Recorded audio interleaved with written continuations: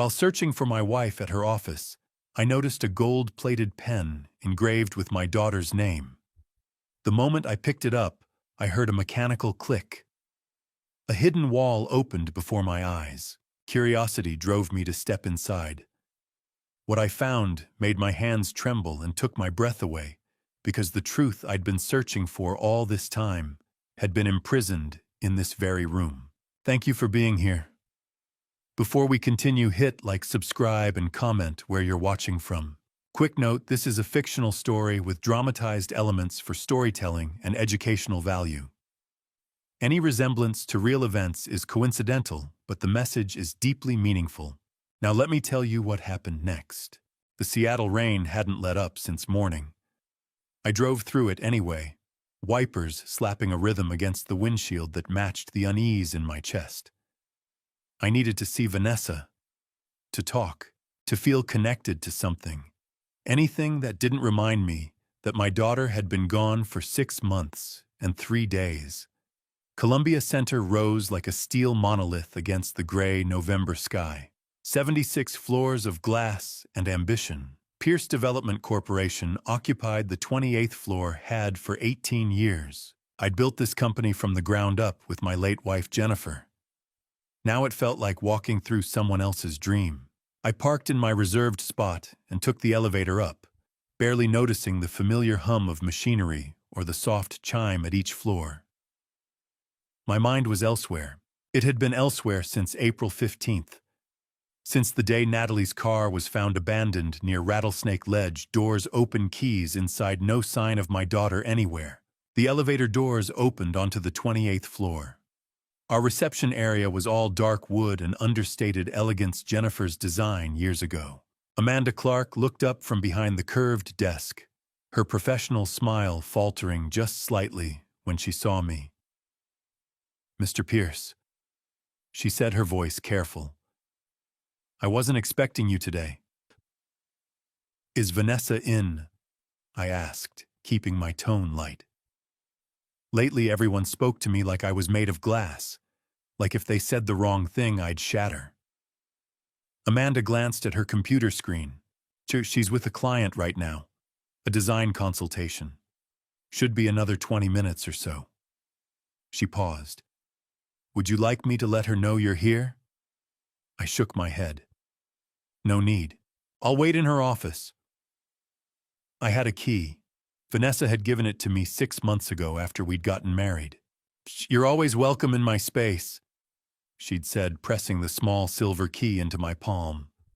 At the time, it had felt like trust, like intimacy. Now, walking down the hallway toward her corner office, I wasn't sure what it felt like. I unlocked the door and stepped inside. Vanessa's office was everything mine wasn't: warm, inviting, filled with soft textures and carefully chosen art. A massive mahogany desk sat beneath windows that looked out over Elliott Bay. On clear days, you could see the Olympic Mountains. Today, there was only fog. I dropped into one of the leather chairs facing her desk, trying to shake off the cold that had settled in my bones. The office smelled like her perfume, something subtle, expensive, floral. For a moment, I let myself close my eyes and just breathe. When I opened them again, my gaze landed on her desk. It was immaculate, as always. A silver pen holder, a small succulent in a ceramic pot, a leather-bound planner closed, and beside the planner, lying at an angle like someone had set it down in a hurry, was a pen. Not just any pen. A Mont Blanc. Gold-plated. The kind that weighs more than it should, that feels serious in your hand. I knew that pen. My heart did something strange, a stutter step, that made me sit forward, suddenly alert. I reached across the desk and picked it up, my fingers closing around the cool metal barrel. There, just above the clip, barely visible unless you were looking for it, were 2 words engraved in delicate script: Natalie P. The air left my lungs. I turned the pen over in my hands, searching for some explanation, some reason this couldn't be what I knew it was. But there was no mistaking it. I'd had this pen custom-made 4 years ago at a little shop in Pioneer Square. Jennifer and I had picked it out together for Natalie's 18th birthday. We'd spent 20 minutes debating the font for the engraving. Natalie had loved it. She'd carried it everywhere, to classes, to coffee shops, to late-night study sessions. "It makes me feel professional," she'd joked. "Like a real adult." She'd promised she'd never lose it. But Natalie had been missing since April. The police had found her car 40 minutes outside the city, abandoned on a trail access road. Her phone had been inside, screen shattered. Her wallet, her keys. But no Natalie. The official theory was that she'd gone hiking alone. Maybe fallen, maybe gotten lost in the dense forest that surrounded Rattlesnake Ledge. Search and rescue had combed the area for 2 weeks. They'd found nothing. After a month, Detective Hayes had sat across from me in my living room and said the words I'd been dreading, "Mr. Pierce, at this point, we have to consider the possibility that Natalie isn't coming back." I'd stopped listening after that. So why was her pen, the pen she'd promised never to lose, sitting on my wife's desk? I stood up, still holding it, my mind racing through possibilities. Maybe Natalie had visited Vanessa before she disappeared. Maybe she'd left it here by accident. Maybe no. That didn't make sense. Natalie and Vanessa weren't close. My daughter had been polite to my new wife, but distant. There was no reason for Natalie to have been in this office. Unless. I stared at the pen, turning it over again. It was heavier than I remembered. Too heavy. On instinct, or maybe desperation, I gripped the pen firmly and pulled upward. For a second, nothing happened. Then I heard it, a soft, mechanical click, like the sound of a lock disengaging. I froze. The wall behind Vanessa's bookshelf, the one lined with design portfolios and leather-bound volumes, shuddered. Then, with a low hum, the entire section began to slide to the left, revealing a gap I hadn't known existed. Behind the wall was darkness and stairs, a narrow staircase descending into a space that shouldn't be there. I stood at the edge of Vanessa's office, the pen still clutched in my hand, staring into a black void I couldn't explain. My heart hammered against my ribs. My mouth had gone dry. Somewhere in the building, I heard the muffled chime of an elevator. Voices in the hallway. I should have called someone. I should have backed away, found Amanda asked questions. Instead, I took a step forward. And then another. The darkness swallowed me whole. The air changed as I descended. Colder. Thicker. The kind of air that hasn't moved in a long time. I found the wall with my left hand, rough concrete, slightly damp, and used it to guide myself down. Each step was narrow, steep, the kind of stairs that weren't meant to be used often. I counted them without thinking. 10, 15, 20. At the bottom, my eyes adjusted slowly to the dim light. There was a single LED fixture in the ceiling, casting everything in a pale, clinical glow. What I saw made no sense. A room. Maybe 12 feet by 15. The walls were covered in some kind of foam paneling, soundproofing, I realized, with a sick lurch in my stomach. In one corner, a single bed with a thin mattress and a gray blanket. Beside it, a small table with a bottle of water and what looked like protein bars. Against the opposite wall, a mini fridge, the kind you'd find in a college dorm. A narrow door, presumably a bathroom. And in the far corner, mounted high where it could see everything, a camera with a blinking red light. The room was clean, organized. Someone had designed this space with care. I took one step forward, my mind struggling to process what I was seeing. And that's when I noticed the figure on the bed. She was curled on her side, facing away from me, her body small beneath the blanket. For a moment, I couldn't move, couldn't breathe. Dark hair, longer than I remembered, tangled and dull, thin shoulders. A hand resting on the pillow fingers, pale and delicate. Natalie. My voice cracked on her name. The figure stirred. Slowly, she turned over, blinking in the dim light. When her eyes found mine, They went wide not with recognition, but with something closer to disbelief.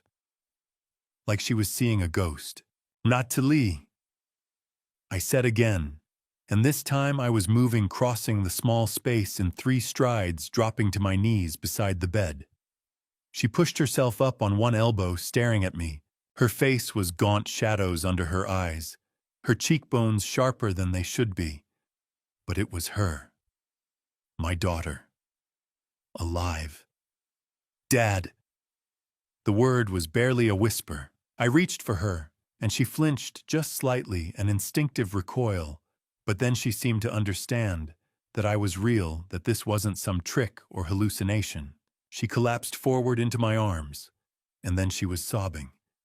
Deep, wrenching sobs that shook her whole body. I held her one hand, cradling the back of her head, the other wrapped around her 2 thin shoulders, and I felt my own tears streak hot down my face. "You're here," she kept saying over and over. "You're really here." "I'm here, sweetheart. I'm here. I've got you." I pulled back just enough to look at her to catalog the damage. She was pale, too pale and thin in a way that made my chest ache. Her hair was matted, her lips chapped. There were dark circles under her eyes that spoke of sleepless nights and fear, but her eyes were clear, focused. She was weak, but she was coherent. "How?" Her voice caught.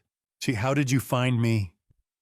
"Your pen," I said, still trying to wrap my mind around the impossibility of this moment. "The Mont Blanc. It was on Vanessa's desk. When I picked it up," I gestured vaguely toward the stairs. The wall opened. Natalie's expression shifted. Something dark and knowing passed over her face. "She kept it," Natalie said, her voice hollow. "She kept it as I don't know, a trophy maybe." "Natalie, what happened? Where have you been? We thought—" I couldn't finish the sentence. "We thought you were gone. We thought you were lost in the woods, that we'd never—" "She drugged me." Natalie said, her voice steadier now, though her hands were shaking. "Vanessa, 6 months ago, April. She asked me to meet her. Said she wanted to talk. Woman to woman. Try to, I don't know, build a relationship or something." I felt my jaw tighten. "Where?" "Here at the office, after hours. She said she had a bottle of wine in her office that we could just talk." Natalie's laugh was bitter broken. "I didn't want to come, but I thought maybe I was being unfair to her. Maybe I should try." "Natalie." "She gave me a glass of wine. We talked for maybe 10 minutes, and then I started feeling strange. Dizzy. She said I looked pale, that maybe I should sit down. I remember sitting in her chair. And then—" Natalie's voice trailed off. "I woke up here." My hands curled into fists. I thought of Vanessa, my wife, the woman who'd held me when I cried over Natalie's disappearance, who'd sat with me through sleepless nights, who'd told me we had to keep hoping, keep believing. She'd been lying the entire time. While I'd been falling apart, she'd known exactly where Natalie was. "How long have you been here?" I asked, though I already knew the answer. 6 months, Natalie whispered. "She comes down once a week, brings food, checks on me. Natalie's voice cracked. "She told me no one would ever find me, that eventually the law would declare me gone. And then—" She swallowed hard. "She said it wouldn't matter anymore." I pulled her close again, pressing my forehead to the top of her head. I'm so sorry. God, Natalie, I'm so sorry." "You didn't know," she said quietly. "How could you have known?" "But I should have. That was the thing that would haunt me. I'd married Vanessa a year after Jennifer passed away. I'd brought her into our lives, into our home. I'd trusted her. And all this time I couldn't think about it. Not now. Right now, the only thing that mattered was getting Natalie out. Can you walk? I asked, pulling back to look at her again. She nodded, though she looked uncertain. I think so. I'm just weak. She doesn't give me much. Just enough to keep me. She trailed off, unable to say the word. Alive. Okay. I stood, then reached down to help her up. She swayed on her feet, and I steadied her, my arm around her waist. She weighed almost nothing. We're getting you out of here. Right now. What about Vanessa? Natalie asked, her voice trembling. Nah, she'll know. She'll see on the camera. I don't care, I said, and I meant it. Let Vanessa see. Let her know I'd found what she'd hidden. We're leaving. Come on. I guided her toward the stairs, moving slowly, letting her lean on me. Her legs shook with each step, but she kept moving. As we reached the bottom of the staircase and started to climb, I looked back one last time at the room. The clinical lighting, the soundproof walls, the camera still blinking its red eye. Someone had built this, planned it, made it a prison. And my wife had kept my daughter here for half a year. We climbed. We reached the top of the stairs, just as the sharp click of heels echoed down the hallway outside Vanessa's office. My blood went cold. Dad. Natalie started to speak, but I pressed a finger to my lips and pulled her toward the back wall. My hand fumbled along the seam of a narrow service door I'd seen maintenance crews use years ago. It gave way with a soft creak, and we slipped into a dim concrete corridor that smelled of old paint and machine oil. The hallway was silent except for our ragged breathing. Natalie leaned heavily against my shoulder, her legs trembling. I could hear her trying not to cry. Behind us, the muffled sound of Vanessa's voice filtered through the walls. She was talking to someone, maybe Amanda, at the front desk. We have to move, I whispered. At the end of the corridor, a dented freight elevator waited with its heavy metal gate half open. I guided Natalie inside, pulled the gate closed as quietly as I could, and hit the button for the parking garage. The elevator groaned and lurched downward. Each floor felt like an eternity. I watched the numbers descend 27, 26, 25, and prayed Vanessa wouldn't notice the service panel light up on her floor. When the doors finally opened onto the dim concrete of the underground garage, I scanned the rows of parked cars. Mine was near the back exit. I wrapped my arm around Natalie's waist and half carried her toward it. She was so light, so fragile. 6 months in that room had stolen her strength. I opened the back door and helped her slide across the seat. Lie down, I said, pulling off my coat and draping it over her. Stay low. Don't let anyone see you. She nodded, her pale face disappearing beneath the fabric. I climbed into the driver's seat, started the engine, and drove out of the garage as calmly as I could manage. My hands were shaking on the wheel. The streets of Seattle blurred past. I kept checking the rearview mirror, half expecting to see Vanessa's car tailing us. But there was nothing. Just rain and brake lights, and the ordinary flow of Friday afternoon traffic. I drove north toward Laurelhurst, toward the one person I knew I could trust. Harold Peterson had been our family's lawyer for nearly 20 years. He'd handled Jennifer's will when she passed 5 years ago, and he'd been the one to comfort me through the worst months of my grief. If anyone could help us now, it was Harold. His house sat at the end of a quiet tree-lined street, a brick Tudor with ivy climbing the walls.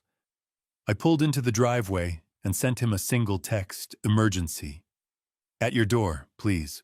Seconds later, the front door opened. Harold stood there in a cardigan and slippers, his silver hair disheveled. When he saw me, his expression shifted from confusion to alarm. Jonathan, what's...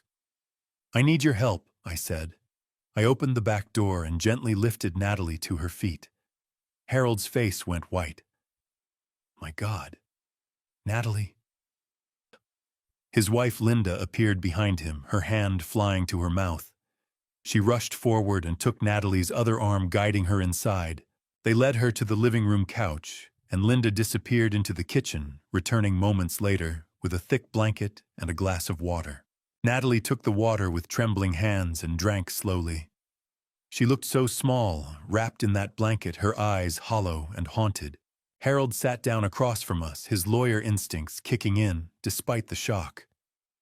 "Jonathan, where has she been? We need to call the police." "No," I said sharply. "Not yet." I told him everything. The pen, the hidden staircase, the room beneath Vanessa's office, the camera still recording in that concrete cell. Harold listened in silence, his face growing darker with every word. When I finished, he leaned back in his chair and exhaled slowly. "This is kidnapping," he said. "You understand that, right? Vanessa held your daughter captive for 6 months." "I know." My voice cracked. "But if we call the police now, she'll know. She'll destroy the evidence. That camera, the room, everything could disappear before anyone can see it." Natalie's voice was barely a whisper. "She drugged me." We all turned to look at her. 6 months ago. Natalie continued, staring down at her hands. "April 15th. Vanessa invited me to meet her for coffee. She said she wanted to talk to clear the air between us. I didn't trust her, but I thought maybe we could find some way to get along." Her voice trembled. "She put something in my drink. I woke up in that room. She told me no one would look for me. She said they'd found my car abandoned near Rattlesnake Ledge Trail. She said eventually they'd assume I was gone, and then no one would ever ask questions." My chest tightened. Rattlesnake Ledge, a popular hiking spot east of the city known for its steep cliffs and dangerous terrain. Of course, a staged accident. "She came to see me every week," Natalie said. "She brought food, water. She told me it was only temporary. That once everything was settled legally, she'd let me go." I didn't believe that for a second. Neither did Harold. Then Natalie looked up at me, her eyes filled with something I hadn't expected, fear mixed with anger. "Dad," she said quietly. It wasn't just Vanessa. My stomach dropped. Uncle Stephen was part of it too. The room went silent. Stephen Barrett, my business partner, my friend of 18 years, the man who'd stood beside me at Jennifer's funeral, who'd helped me rebuild Pierce Development when I could barely get out of bed. "No," I said. "That's not—" "I heard them talking," Natalie said. High through the camera. They thought I was asleep, but I heard everything. He helped her plan it. The world tilted beneath me. Harold placed a steady hand on my shoulder. "Jonathan, we need to decide what we're going to do. And we need to do it now." I stared at my daughter, alive, rescued, but still so far from safe, and felt the weight of every choice I'd ever made pressing down on me. Outside, the rain kept falling on Seattle. Harold stood up from his chair, his face flushed with urgency. "Jonathan, we have to call the police. Right now. This is a criminal case, kidnapping, false imprisonment. God knows what else. Every minute we wait is a minute Vanessa and Stephen could use to cover their tracks." I shook my head slowly. "If we call the police now, they'll know. Vanessa will know the second officers show up at Columbia Center. She'll destroy the room, wipe the camera footage, claim she has no idea what we're talking about. By the time investigators get a warrant, there won't be anything left to find. Jonathan and Stephen." I continued, my voice harder now. "He's the CFO of Pierce Development. He has access to every file, every account, every piece of documentation we've ever created. If he knows we're onto him, he'll burn it all before anyone can prove a thing." Harold opened his mouth to argue, then closed it again. He looked at Natalie, who sat curled beneath the blanket on his couch, her eyes distant and unfocused. She'd been through hell. The last thing she needed was to watch her rescue fall apart, because we moved too fast. "So, what do you want to do?" Harold asked quietly. "I need time," I said. "Time to gather evidence. Time to figure out exactly what they've done and why. Then we go to the authorities with something they can't ignore." Harold was silent for a long moment. Finally, he sighed and walked over to his desk. He opened a drawer, pulled out a business card, and handed it to me. The card was simple, printed on heavy cream-colored stock: Sharon Mitchell, private investigator, former FBI special agent, a phone number, an email address, nothing else. "Sharon worked major fraud cases for the Bureau for 15 years, Harold said. "She's discreet, thorough, and she knows how to build a case that'll hold up in court. If anyone can help you do this the right way, it's her." I looked down at the card, then back at Harold. "Thank you." He nodded, but his expression remained troubled. "Just promise me one thing.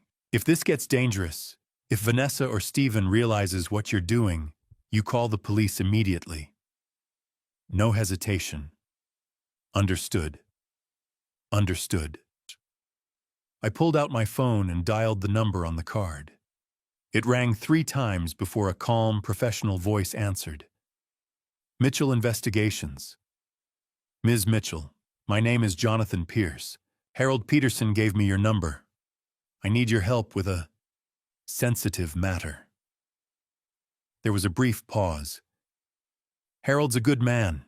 What kind of matter are we talking about?" I glanced at Natalie, then at Harold. "It's complicated.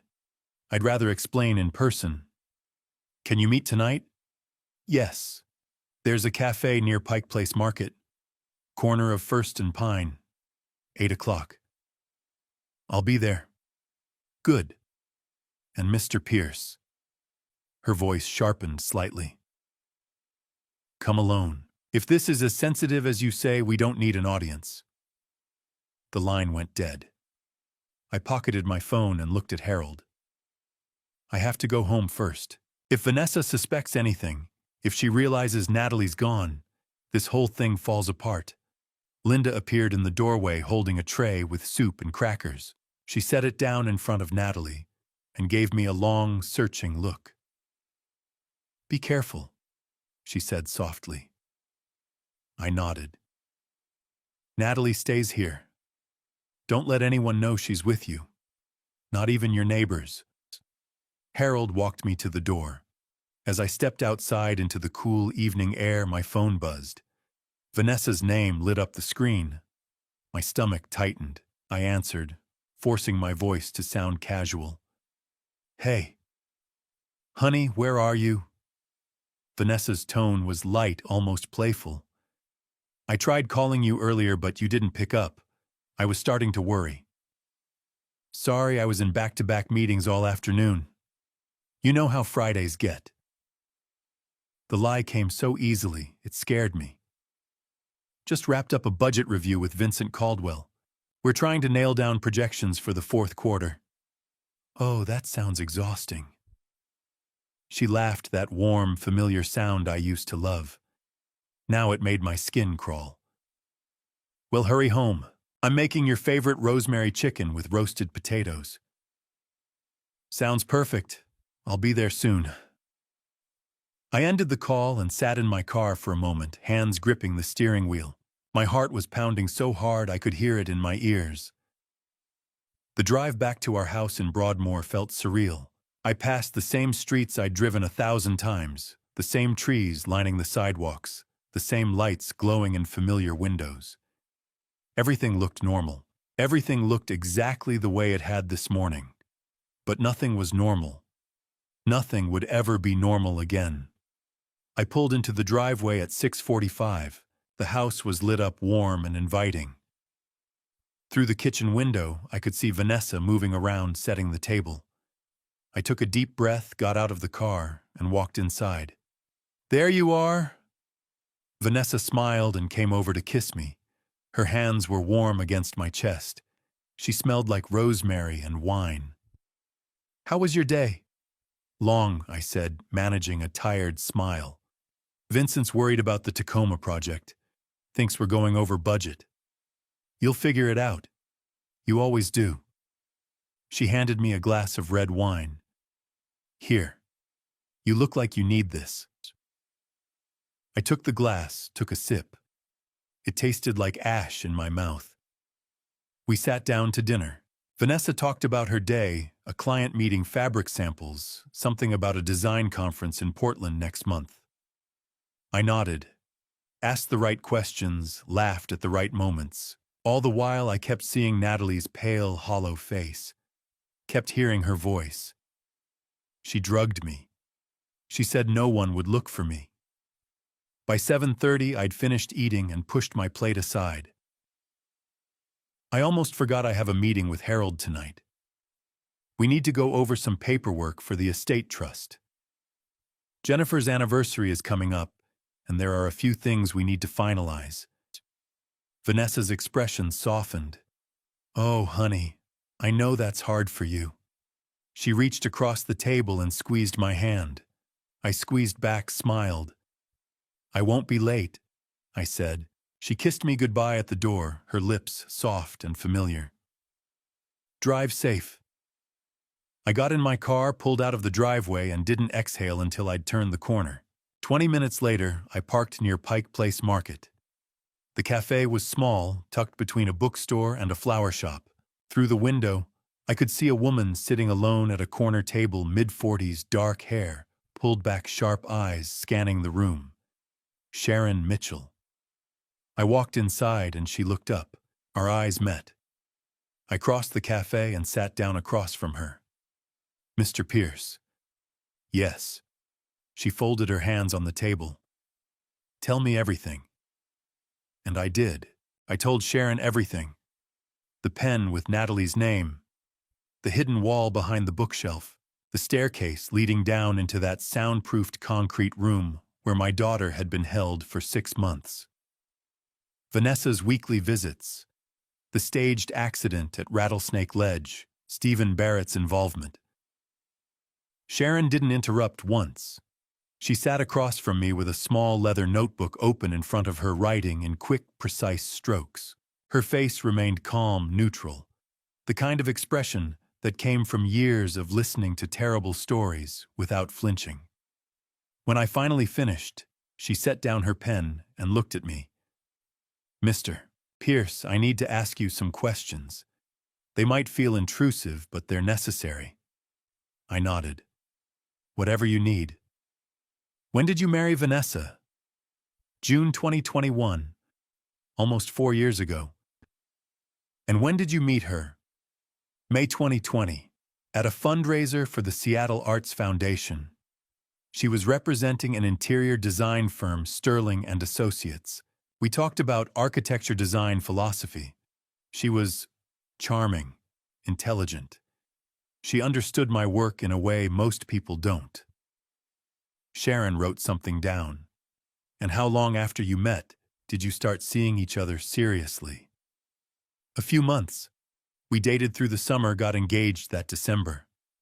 I thought, my voice cracked, I thought I was ready to move on. Jennifer had been gone a year. Natalie encouraged me.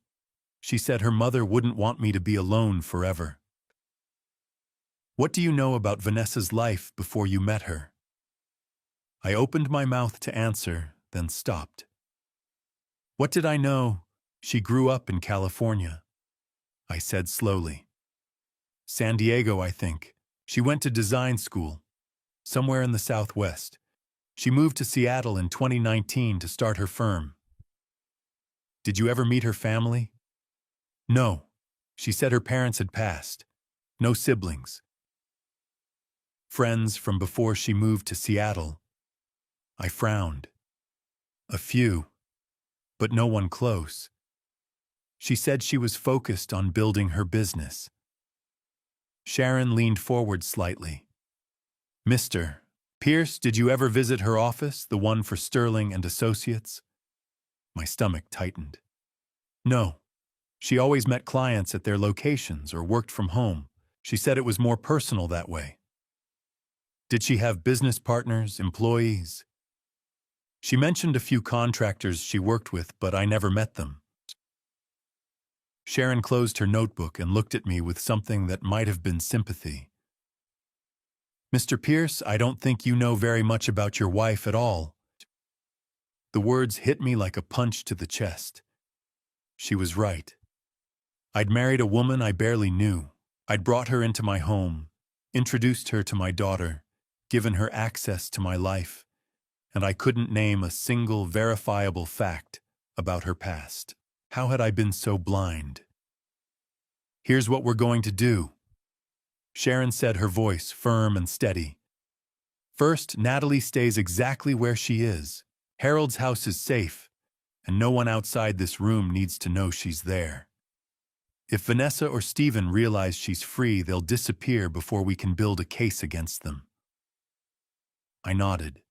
Second, you go home tonight and continue acting normal. Nothing changes. You go to work, you have dinner with Vanessa, you do everything exactly the way you've been doing it. Can you do that? Yes. Third, I'm going to run a full background check on Vanessa Sterling. I'll also look into Stephen Barrett Financial Records Communications, anything that might tell us what they're planning. What about evidence? I asked. Not the room under her office. We can't touch it yet. Not without tipping them off. But we will. Once we understand what we're dealing with, we'll figure out how to document it in a way that holds up in court. She pulled a small black case from her bag and set it on the table. Inside were what looked like ordinary pens, a phone charger, even a wall clock. Surveillance equipment, she explained. Hidden cameras and audio recorders. I'll need you to place these in strategic locations, your home, maybe your office. Anywhere Vanessa or Stephen might talk when they think they're alone. I stared at the devices. The idea of spying on my own wife, of turning my home into a surveillance site, made my skin crawl. But I thought of Natalie in that concrete room, weak and terrified, and I knew I didn't have a choice. I'll do it. Sharon nodded, then pulled out her laptop and opened it on the table. Let's start with the basics. You said Vanessa's firm is called Sterling and Associates. Yes. She typed quickly, then turned the screen toward me. A sleek, professional website filled the display, Sterling and Associates Interior Design. Luxury spaces designed with elegance and purpose. There were photos of beautifully decorated rooms, testimonials from supposed clients, a portfolio of high-end projects. Looks legitimate, doesn't it? Sharon said. I nodded slowly. She clicked a few more times, pulling up a separate window. This is the domain registration information. SterlingandAssociates.com was created on March 15, 2020, 2 months before you met Vanessa at that fundraiser. My chest tightened. Now look at this. She opened another tab showing a business directory. No physical office address. The contact number goes to a generic voicemail. And these testimonials... She clicked on one of the glowing reviews. The names don't match any real people in the Seattle area. I ran a reverse image search on the portfolio photos. Half of them are stock images from design magazines. I stared at the screen, my mind struggling to process what I was seeing. Mr. Pierce, Sharon said quietly. I don't think your wife is an interior designer. I don't think Sterling and Associates ever existed as a real company. This website was built specifically to create a credible identity for someone who needed one. The cafe suddenly felt too small, too hot. I couldn't breathe. Who is she? I whispered. Sharon's expression was grim. That's what we're going to find out. She closed the laptop and handed me the case of surveillance equipment. Go home. Act normal. Place these devices where they won't be noticed. And whatever you do, don't let Vanessa see that you know. I nodded, numb. I left the cafe and walked to my car. The streets of Seattle were dark and wet, the lights from Pike Place Market reflecting off the rain-slicked pavement. I sat behind the wheel for a long time, staring at nothing. Who had I married? Who was the woman sleeping in my bed, eating at my table, living in the home I'd built with Jennifer? I didn't know. And for the first time since I'd found Natalie in that hidden room, I felt truly afraid. I started the engine and drove home through the rain. Vanessa was waiting. Saturday morning, Vanessa made coffee. I heard the familiar sounds from the kitchen, the grinder whirring water running the soft clink of ceramic mugs on the counter. Through the bedroom doorway, I could see her moving with the easy grace of someone performing a routine she'd done 1,000 times. She appeared in the doorway a few minutes later, holding a steaming mug in each hand. Her hair was pulled back in a loose ponytail, and she wore one of my old work shirts over her pajamas. She looked warm and sleepy and perfectly domestic. "Good morning, handsome," she said, handing me one of the mugs. "How'd you sleep?" "Fine," I lied. "I'd barely slept at all." She kissed my forehead and settled onto the edge of the bed beside me. "I thought we could drive out to Snoqualmie Falls today. It's supposed to be beautiful. We haven't done anything like that in forever." I took the mug from her, held it between my hands. The coffee smelled rich and familiar, the same blend we'd been drinking for years, and then something clicked in my mind. 4 months. For the past 4 months, I'd been forgetting things. Small things at first, where I'd left my car keys, the name of a contractor I'd worked with for years, appointments I'd scheduled, and then completely blanked on. I'd chalked it up to stress grief over Natalie's disappearance, the weight of running the company, without Stephen's help on certain projects. But what if it wasn't stress? What if it was the coffee I watched Vanessa sip from her own mug, her expression content and relaxed? She had no idea I knew about the room. No idea Natalie was safe. No idea Sharon Mitchell was digging into her past.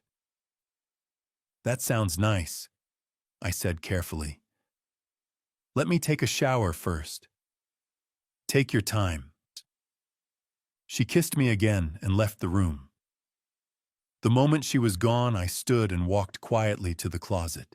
There was a small insulated thermos on the top shelf, one I'd used for hiking trips years ago. I pulled it down, carried it into the bathroom, and locked the door behind me. I poured the entire cup of coffee into the thermos, sealed it tight, and turned on the shower to cover the sound. When I came out 15 minutes later, the mug sat empty on the nightstand. Vanessa was downstairs making breakfast. By mid-afternoon, I felt different. My mind felt sharper, clearer, as if a fog I hadn't realized was there had started to lift. I could focus on conversations without losing track halfway through. I remembered things, names, numbers, details that would have slipped away from me just yesterday. And then I remembered something else. The vitamins. Every morning for the past 4 months, Vanessa had given me a small white pill with breakfast. "You need to take better care of yourself, honey," she'd said the first time. "These are good for you. Multivitamins with extra B complex. They'll help with your energy." I'd taken them without question. I went into the bathroom, opened the medicine cabinet, and found the bottle. The label read, "Daily Wellness Complex. Take 1 tablet daily with food." No brand name, no pharmacy label, just a generic white bottle with a printed sticker. I shook 1 pill into my hand, wrapped it in tissue, and slipped it into my pocket. That evening, as we sat on the couch, watching a movie, neither of us was really paying attention. Vanessa turned to me with a look of concern. "Jonathan, I've been worried about you. You've been so forgetful lately. Maybe you should go see Dr. Mitchell again. He might want to adjust your prescription." Dr. Howard Mitchell. Vanessa had introduced me to him 2 months ago, after I'd mentioned offhandedly that I'd been having trouble concentrating. She'd insisted I see a specialist, someone who could help. Dr. Mitchell had an office in Bellevue. I'd met with him twice. He was soft-spoken, professional, sympathetic. He'd run a few cognitive tests, asked questions about my sleep and stress levels, and diagnosed me with early signs of cognitive decline, possibly the beginning of something more serious. He'd written me a prescription, donepezil. It's commonly used for memory issues, he'd explained. It should help. I'd been taking it ever since, but now sitting on the couch with Vanessa beside me, her hand resting on my knee, I felt a cold knot of suspicion tightening in my chest. "I'll call him Monday," I said. She smiled. "Good, I just want you to be okay." After Vanessa went to bed, I stayed downstairs and pulled out my phone. I opened a search engine and typed Dr. Howard Mitchell, Seattle, Neurology. Nothing. I tried Dr. Howard Mitchell, Bellevue. Still nothing. I tried the Washington State Medical Board database, searched for his name and specialty. No results. My hands were shaking now. I pulled out the business card Dr. Mitchell had given me, heavy cardstock embossed lettering, a phone number, and email address.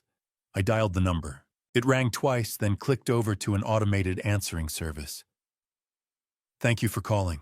Please leave a message with your name and number, and someone will return your call during business hours." No mention of a doctor, no medical practice name, just a generic voicemail. I hung up and immediately called Sharon. She answered on the second ring. "Mr. Pierce, I think my wife has been drugging me." There was a pause. Then, "Tell me everything." I told her about the coffee, the vitamins, the memory problems that had started 4 months ago. I told her about Dr. Mitchell, the diagnosis, the prescription, the fact that he didn't seem to exist anywhere in the public record. Sharon was silent for a moment. When she spoke, her voice was tight and controlled. "I need you to bring me that coffee sample and one of those pills, first thing tomorrow morning. Don't drink anything she gives you. Don't take any more of those vitamins. And whatever you do, don't let her know you're suspicious." "I won't." "Good. We're going to find out exactly what she's been giving you." I ended the call and sat in the dark living room staring at nothing. Vanessa hadn't just imprisoned my daughter. She'd been poisoning me. Sharon called me Monday morning while I was sitting in my office pretending to review budget reports. "Jonathan, we need to meet. Right now." Her voice had an edge I hadn't heard before. 20 minutes later, I was standing in her office near Pike Place Market. The space was small and efficient. A desk, filing cabinets, a wall covered in corkboard and photographs. Files were spread across every surface. Sharon gestured for me to sit. She looked like she hadn't slept. "I had the coffee and the pill tested by a lab I trust," she said without preamble. "The results came back this morning." She slid a printed report across the desk. I stared at the list of chemical compounds, the numbers and abbreviations that meant nothing to me. "The coffee contained 2 substances," Sharon continued, "donepezil and lorazepam. High doses of both." I looked up. "What are those?" "Donepezil is used to treat Alzheimer's. It's supposed to improve memory and cognitive function in people who actually need it. But in a healthy person, especially combined with lorazepam, which is a sedative, it can cause confusion, disorientation, and significant memory impairment." My stomach turned. "The pill you gave me, the so-called vitamin Partin." She tapped another report. "Zolpidem. That's a prescription sleep aid. It was mixed with a low dose of an antidepressant that can cause drowsiness and cognitive fog.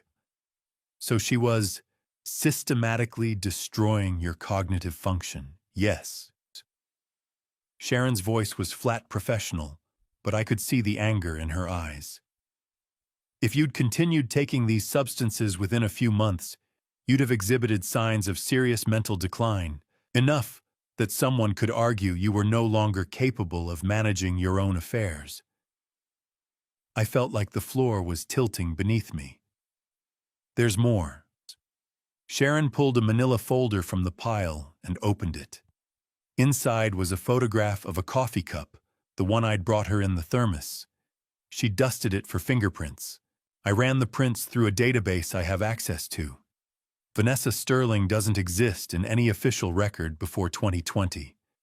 No birth certificate, no driver's license, no tax returns. Nothing. She pulled out another document. But these fingerprints match someone else. She turned her laptop toward me. On the screen was a driver's license photo from Nevada. The woman in the picture was younger. Her hair a different color and style, but the face was unmistakable. Vanessa. Victoria Brooks, Sharon said. She lived in Las Vegas from 2012 to 2015. In 2013, she married a man named James Brooks. He was 62, a retired real estate investor. Comfortable, but not wealthy. I stared at the photo. James Brooks passed away suddenly in June of 2015, cause listed as stroke. Victoria inherited approximately $720,000. The local police opened an investigation. Family members suspected foul play, but they couldn't find any evidence of wrongdoing. The case was closed. She pulled out another file. Kaisa. The same fingerprints also matched this woman. Another driver's license photo. Different name, different state, but the same face. Vivian Sterling, Phoenix, Arizona, 2016 to 2019. She married Patrick Morrison in early 2017. He was 58, owned a successful construction company. Sharon's voice remained steady, clinical, but I could barely breathe. Patrick Morrison passed away in August of 2019. He fell down the stairs in their home. The medical examiner ruled it accidental. Vivian inherited his estate, approximately $1.1 million. I couldn't speak. Couldn't move. Jonathan, Sharon said quietly. Your wife is a professional. She's what law enforcement calls a black widow. She targets older men with money, marries them, and then arranges for them to have accidents or sudden medical emergencies. She inherits their money and moves on to the next target. She laid out 3 photos side by side on the desk. James Brooks, Patrick Morrison, and a professional headshot of me from the Pierce Development website. Your husband number 3. The words hit me like a physical blow. I've already filed petitions to exhume the bodies of James Brooks and Patrick Morrison. Sharon continued. It'll take a few weeks to get the court orders, but I'm confident we'll find evidence of poisoning. Arsenic, maybe. Or something more sophisticated that mimics natural causes. I stared at the faces of the 2 men. They looked happy in their photos. They'd loved her, trusted her, just like I had. How? My voice came out hoarse. How did she find me? I don't know yet, but I will. Sharon closed the files and looked at me directly. The good news is you're still alive. You found out before she could finish whatever she was planning. The bad news is now that Natalie's gone, Vanessa will know something is wrong. We need to move carefully. I nodded, numb. There's one more thing. Sharon pulled up another document on her laptop. I found a record of a wire transfer from Stephen Barrett's personal account. $50,000 sent to an account registered under the name Victoria Brooks. That was in September of last year, 4 months before Natalie disappeared. My chest tightened. Stephen was paying her. It looks that way. Why, what does he get out of this? That's what we need to find out. I stood up, my legs unsteady. The room felt too small, the walls closing in. Go home, Sharon said. Act normal. Don't let her see that anything's changed. I'll keep digging and we'll figure out the next step. I left her office and walked to my car. I sat behind the wheel for a long time, staring at nothing. Vanessa Sterling, Victoria Brooks, Vivian Sterling. 3 names, 3 husbands, 2 of them gone. I'd never known who she was. I'd married a stranger, a predator, who'd built an entire life around a lie, who'd smiled at me across the breakfast table while poisoning my coffee, who'd locked my daughter in a concrete room and watched her waste away. And I'd loved her. I gripped the steering wheel until my knuckles turned white. I didn't know who my wife was, but I was going to find out. I needed to understand why Stephen had betrayed me. Not just for the sake of the investigation, not just to build a case. I needed to know. We'd worked together for 18 years. He'd been at my wedding. He'd held Natalie when she was born. He'd stood beside me at Jennifer's memorial service. What had I done to make him hate me enough to help a woman imprison my daughter? I went down to the garage late that night after Vanessa had gone to bed. The space was cluttered with old storage boxes, things I'd never bothered to sort through, relics from the early days of Pierce development. I pulled down a box labeled 2009 Projects and opened it. Inside were folders, blueprints, contracts. I dug through them until I found what I was looking for. Millennium Tower. The project that had put Pierce development on the map. A 20-story mixed-use building in downtown Seattle, residential commercial, with a public plaza that won 3 design awards. It was the job that had established our reputation, that had opened doors we'd only dreamed of before. I opened the folder and spread the blueprints across the garage floor. They were covered in handwriting. Notes in the margins, calculations, sketches of alternative structural approaches. Stephen's handwriting. I stared at the pages and slowly, sickeningly, a memory surfaced. March 2009. Stephen had come to my office with a design he'd been working on for months. It was brilliant, bold, innovative, with a structural system that balanced aesthetics and engineering in a way I'd never seen before. He'd been so excited, talking a mile a minute, showing me every detail. This could be our breakthrough, Jonathan. This could change everything.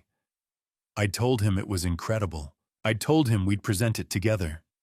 But then I'd looked at the design more carefully, and I'd seen ways to refine it, small adjustments to the facade, changes to the floor plan that would make it more marketable.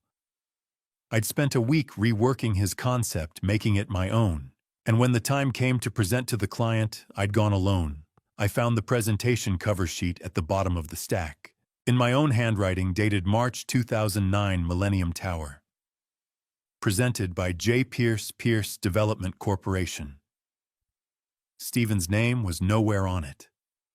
I closed my eyes, feeling sick. I kept digging through the box and found a stack of old printed emails clipped together with a rusted binder clip. I flipped through them. The first was from Stephen, dated April 2009. Jonathan, you took my design. You removed my name like I never existed. I gave you that project because I thought we were partners, because I trusted you. I won't forget this. Stephen. My reply was below it. I winced as I read my own words. Stephen, you're overreacting. I refined it significantly. The client loved my version. That's how business works. Move on. J. And then, at the bottom, one final message from Stephen. You're right. I'll move on. But someday, Jonathan, you'll understand what you took from me. Susan. I sat back on the cold concrete floor, the emails trembling in my hands. 15 years. He'd waited 15 years. I thought back to that time, 2009, 2010. Stephen had stayed with the company.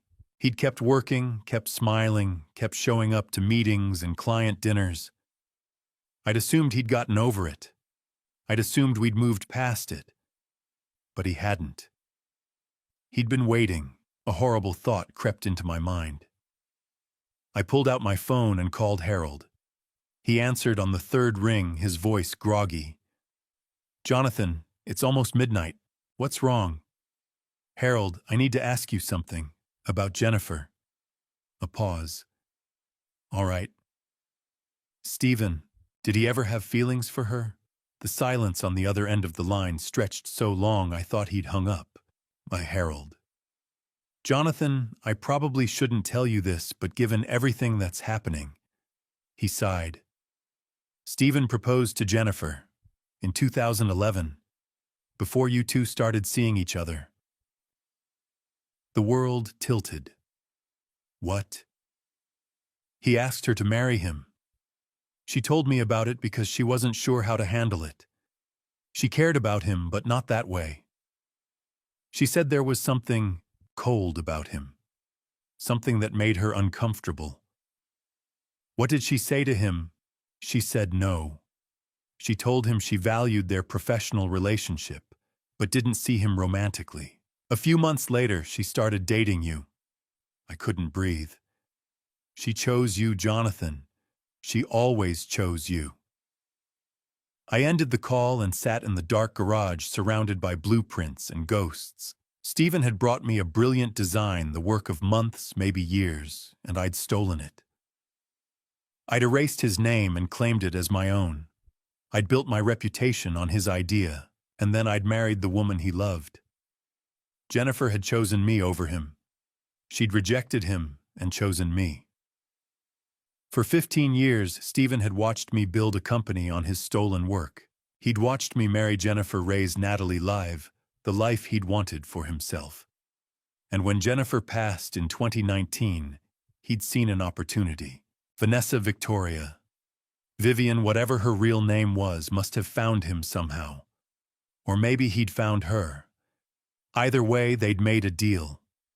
She would seduce me, marry me, and slowly destroy me. She'd imprison Natalie, poison my mind, take everything I had. And Stephen would finally get his revenge. Not just for the stolen design. Not just for Jennifer. For everything. I looked down at the blueprints spread across the floor, Stephen's handwriting covering every page, his genius reduced to margins and footnotes, while my name sat in bold letters at the top. Someday, you'll understand what you took from me. I understood now. I'd taken his career, his recognition, his future, and the woman he loved. No wonder he wanted to destroy me. I sat alone in the garage, surrounded by the evidence of my own arrogance, and for the first time, I understood the true depth of Stephen Barrett's hatred. It wasn't just revenge. It was justice. At least that's what he believed. Still with me? Drop a number from 1 to 10 in the comments. How would you rate the story up to this point? Just so you know, what's coming next includes dramatized scenarios that aren't entirely factual. You can close the video now if you prefer, but if you need to see what happens when that door opens and justice walks in, don't go anywhere. Sharon called me Wednesday morning. Jonathan, I found something. It's worse than we thought. Her voice had an edge I'd come to recognize, controlled urgency. Whatever she'd discovered, it was bad. Where? I asked. There's a diner in Redmond, corner of Leary Way and 85th. Can you meet me there in an hour? I'll be there. I told Vanessa I had a site inspection in Redmond, a lie that came so easily now it barely registered. She kissed me goodbye and reminded me to pick up dry cleaning on the way home. I drove north in silence, my mind racing. The diner was small and unremarkable, tucked between a bank and a hardware store. Sharon was already in a back booth when I arrived, a laptop and a stack of files spread across the table. She didn't waste time. I traced Dr. Howard Mitchell, she said, sliding a document toward me. His medical license number, it's fake. I ran it through the Washington State Medical Board database, no match. I tried Oregon, California, every state in the region. Nothing. I stared at the document. It looked official, embossed, seal, state logo, Mitchell's name in bold letters, but the license number didn't exist. The address he listed for his clinic, Sharon continued. It's a UPS store in Bellevue, a mailbox rental. There is no clinic. There never was. My chest tightened. I'm still working on his real identity, but I found something else. She opened her laptop and turned it toward me. Ma, this is a reservation confirmation from Emerald Heights Memory Care in Redmond. It's a private locked facility for patients with advanced Alzheimer's and dementia. I looked at the screen. The reservation was clear, typed in neat rows. Patient name, Jonathan Pierce. Reservation date, July 18th, 2024. Deposit paid $45,000, monthly rate $15,000. Facility contact, Patricia Henderson. Director July. 3 months ago. 3 months ago, Vanessa and whoever Dr. Mitchell really was had already been planning to lock me away. So this is how it was supposed to work. Sharon said, her voice calm but grim. They drug you for months. Your memory deteriorates, you become confused, disoriented. Dr. Mitchell, or whatever his real name is, diagnoses you with early-onset Alzheimer's. He writes reports documenting your decline. She pulled another document from the stack. Then Vanessa files for conservatorship. That's a legal process where the court declares you incapable of managing your own affairs and appoints someone, usually a spouse, as your legal guardian. With Mitchell's medical reports backing her up, it would be easy. I couldn't breathe. Once she has conservatorship, she commits you to Emerald Heights. You're locked in a memory care unit, isolated under her complete control. She can change your will, transfer assets, do whatever she wants, while you're legally declared incompetent to stop her. And then, my voice came out hoarse. Sharon met my eyes. A year, maybe 2, then you pass away, officially from complications related to Alzheimer's. No one questions it. Cognitive decline, patients often go quickly once they're institutionalized. And with the drugs she's been giving you, she could easily make it look natural. I felt like I was drowning. Natalie's still officially missing, Sharon continued. After you're gone, Vanessa waits the required time period, usually 7 years, and has her declared legally gone as well. No witnesses, no heirs. She inherits everything. She slid another document across the table. It was a life insurance policy. $10 million. Insured Jonathan Pierce, beneficiary, Vanessa Sterling, policy date. August 2023.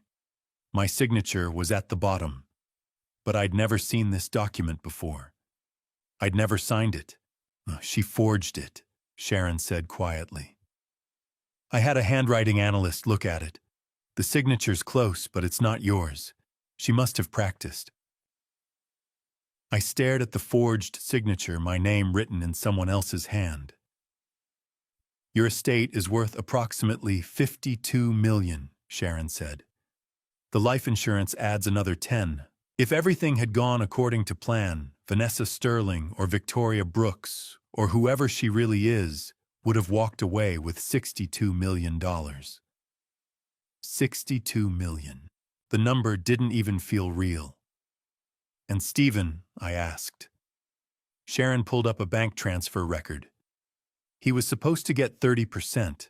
That's what the original agreement was based on the payment trail I've tracked. $18 million for him, the rest for her. I sat back in the booth, my mind reeling. This wasn't just about revenge. This wasn't just Stephen punishing me for what I'd taken from him 15 years ago. This was systematic, professional, a plan designed to erase me completely. My mind, my freedom, my life, and leave no trace of what had really happened. There's one more thing, Sharon said. I wasn't sure I could take one more thing. She opened a folder and showed me a series of text messages recovered from a phone registered to Stephen Barrett. Vanessa, how long until he's ready for transfer, Stephen? Another month. Mitchell says cognitive function is declining on schedule. Vanessa, good. Henderson at Emerald Heights is asking about timeline. Stephen, tell her November. We'll have conservatorship by then. Vanessa and the girl, Stephen, still contained. No issues. I felt sick. They were talking about you like you were a project, Sharon said. Like Natalie was an obstacle to manage. I stared at the messages, at the cold, clinical language they'd used to discuss destroying my life. Sharon closed the laptop and looked at me across the table, her expression grave. Jonathan, we need to bring in the FBI. This is way beyond what a private investigator can handle. Friday morning, I walked into the FBI field office in downtown Seattle. The building was all concrete and glass, anonymous and imposing. Sharon was waiting for me in the lobby. She'd arranged everything: the meeting, the files, the evidence we'd gathered over the past 2 weeks. We took an elevator to the 8th floor and were escorted into a conference room. A woman in her late 30s was waiting, standing beside a table covered with folders and a laptop. She had dark hair pulled back in a neat ponytail, sharp eyes that assessed me the moment I walked in, and the kind of calm authority that came from years of federal work. Mr. Pierce, I'm Special Agent Michelle Barnes, Commercial Crimes Division. She shook my hand firmly. Please sit. Sharon and I sat across from her. Harold Peterson arrived a few minutes later, carrying his own briefcase full of legal documents. Agent Barnes didn't waste time. Mr. Pierce, Sharon's briefed me on your situation. I've reviewed the evidence. The fingerprint matches the fake company, the poisoning, the reservation at Emerald Heights. What you're dealing with is serious, and you're not the first. I looked at her. What do you mean? She opened a file and turned it toward me. Inside were photographs of Vanessa, different hair, different names, but the same face. Vanessa Sterling, also known as Victoria Brooks, and Vivian Sterling has been on our watch list for 18 months. We suspected her involvement in the sudden passing of James Brooks in Nevada and Patrick Morrison in Arizona, but we couldn't prove it.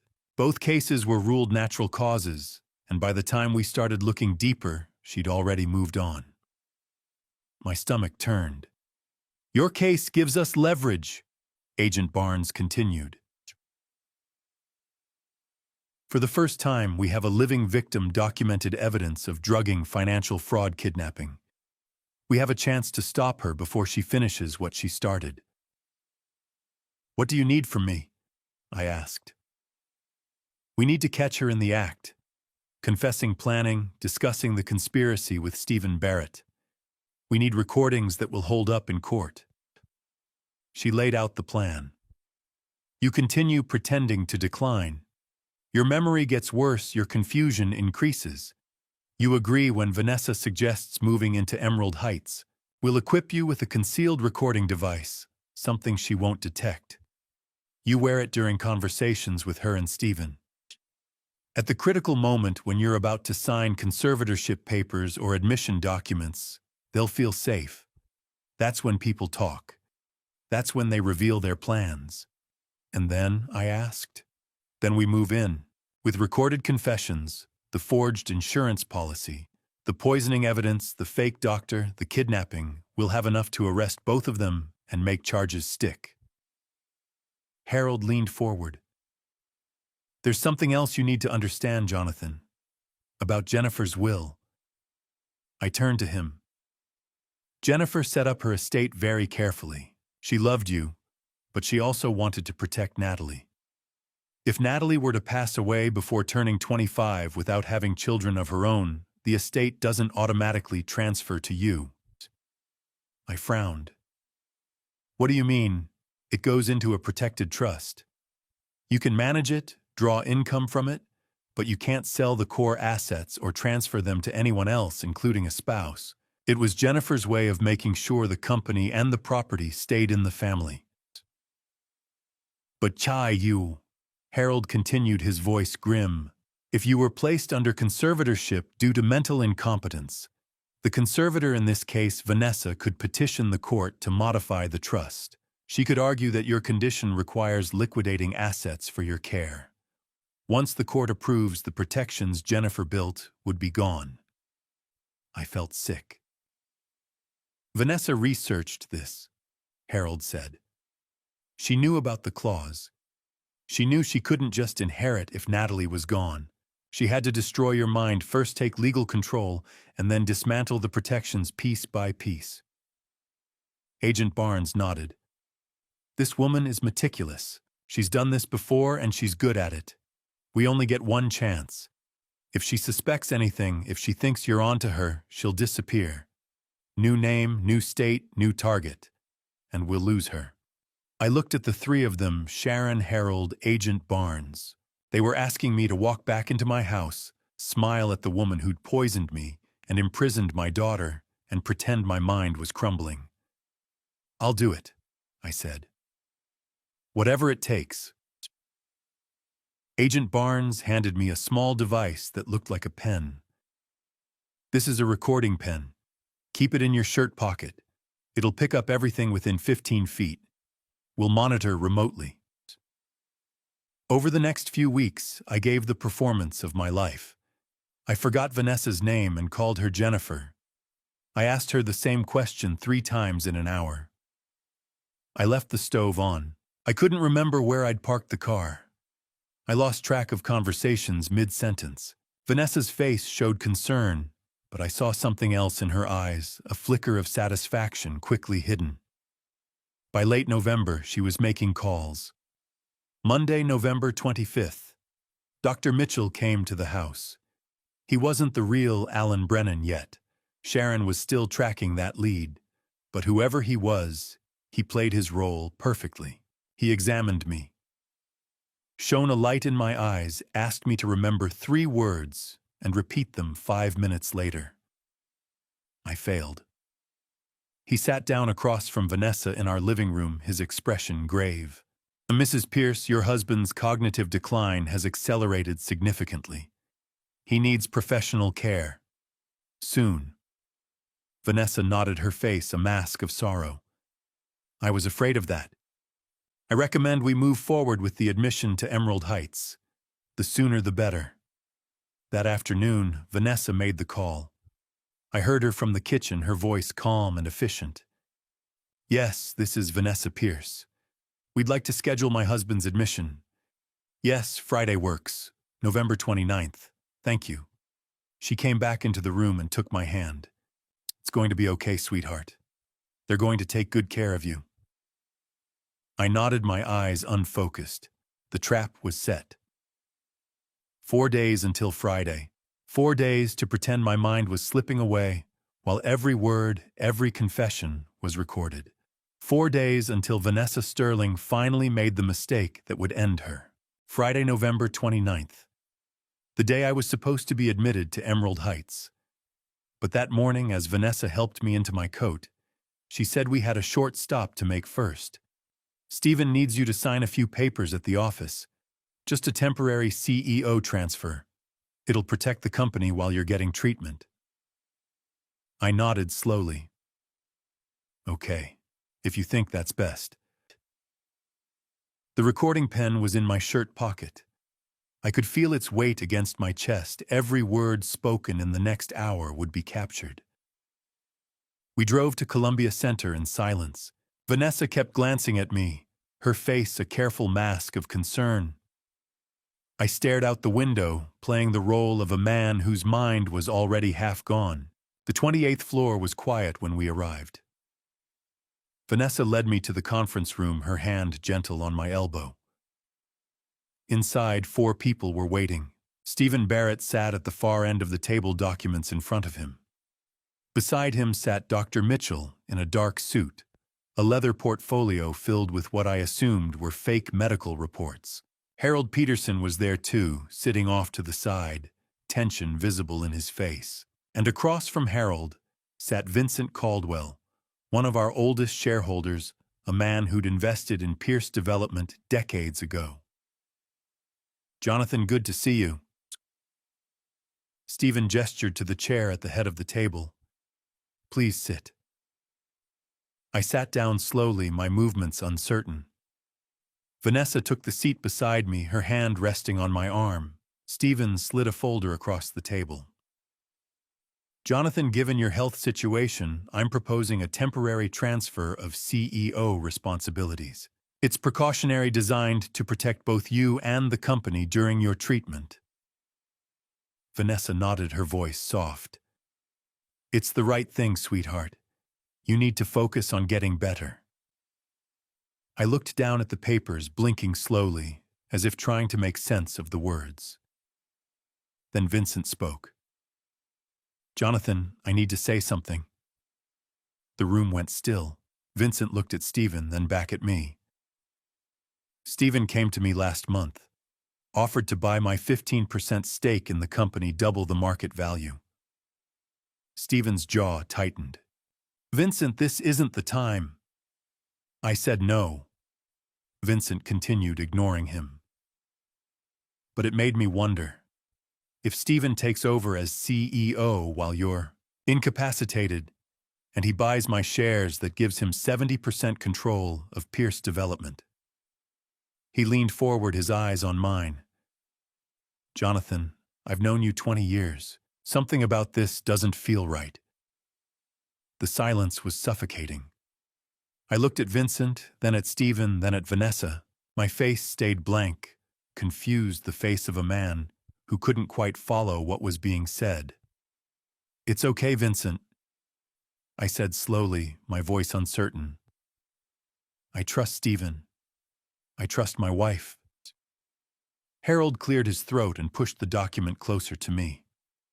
"Jonathan, if you sign here, you'll be transferring full executive authority to Stephen Barrett." My hand trembled as I picked up the pen, partly act, partly real. The weight of what I was doing, the risk of the trap failing, made my fingers shake. I signed my name at the bottom of the page. Stephen exhaled a sound of pure relief. He reached across the table and pulled the document toward himself, checking the signature carefully. "Thank you, Jonathan. This is the right decision." And then Vanessa did something that changed everything. She reached over and placed her hand on top of Stephen's. It wasn't a friendly gesture. It wasn't the kind of touch you'd give a business partner or a colleague. It was intimate. Her fingers curled around his, and Stephen's hand turned to hold hers, their palms pressing together. I kept my face blank, my eyes unfocused, pretending not to notice. Vanessa spoke quietly, as if I was too far gone to understand. 3 years, Stephen. 3 years playing the devoted wife. But it's done now." Stephen's smile was small, satisfied. "Almost done. Once he's in Emerald Heights, we transfer everything offshore. The accounts, the assets, all of it." She glanced at Dr. Mitchell, who sat stone-faced at the far end of the table. "And then we won't need him anymore." The words hung in the air like smoke. Vincent's face had gone pale. Harold's hand tightened on the edge of the table, his knuckles white. Stephen leaned back in his chair, his smile widening into something triumphant. 15 years, Jonathan," he said, his voice almost conversational. 15 years watching you take credit for my work. Watching you marry the woman I loved. Watching you build an empire on the design I created." He gestured around the conference room, the view of Seattle through the windows, the polished table, the company logo etched into the glass door. "All of this should have been mine, and now, finally, it will be." Vanessa squeezed his hand again, her expression satisfied. "We should leave soon," she murmured. "Henderson's expecting us at Emerald Heights by 10. The sooner we get him settled, the sooner we can start the paperwork." Stephen nodded, still looking at me with that cold, satisfied smile. "Vincent, Harold, thank you for being here. I know this is difficult, but it's what's best for Jonathan and for the company." Vincent looked like he wanted to say something, but the words seemed to die in his throat. Dr. Mitchell closed his leather portfolio with a soft snap. "I'll call ahead to the facility and let them know we're on our way." Vanessa stood and moved to help me to my feet, her grip firm on my elbow. "Come on, sweetheart. Let's get you somewhere safe."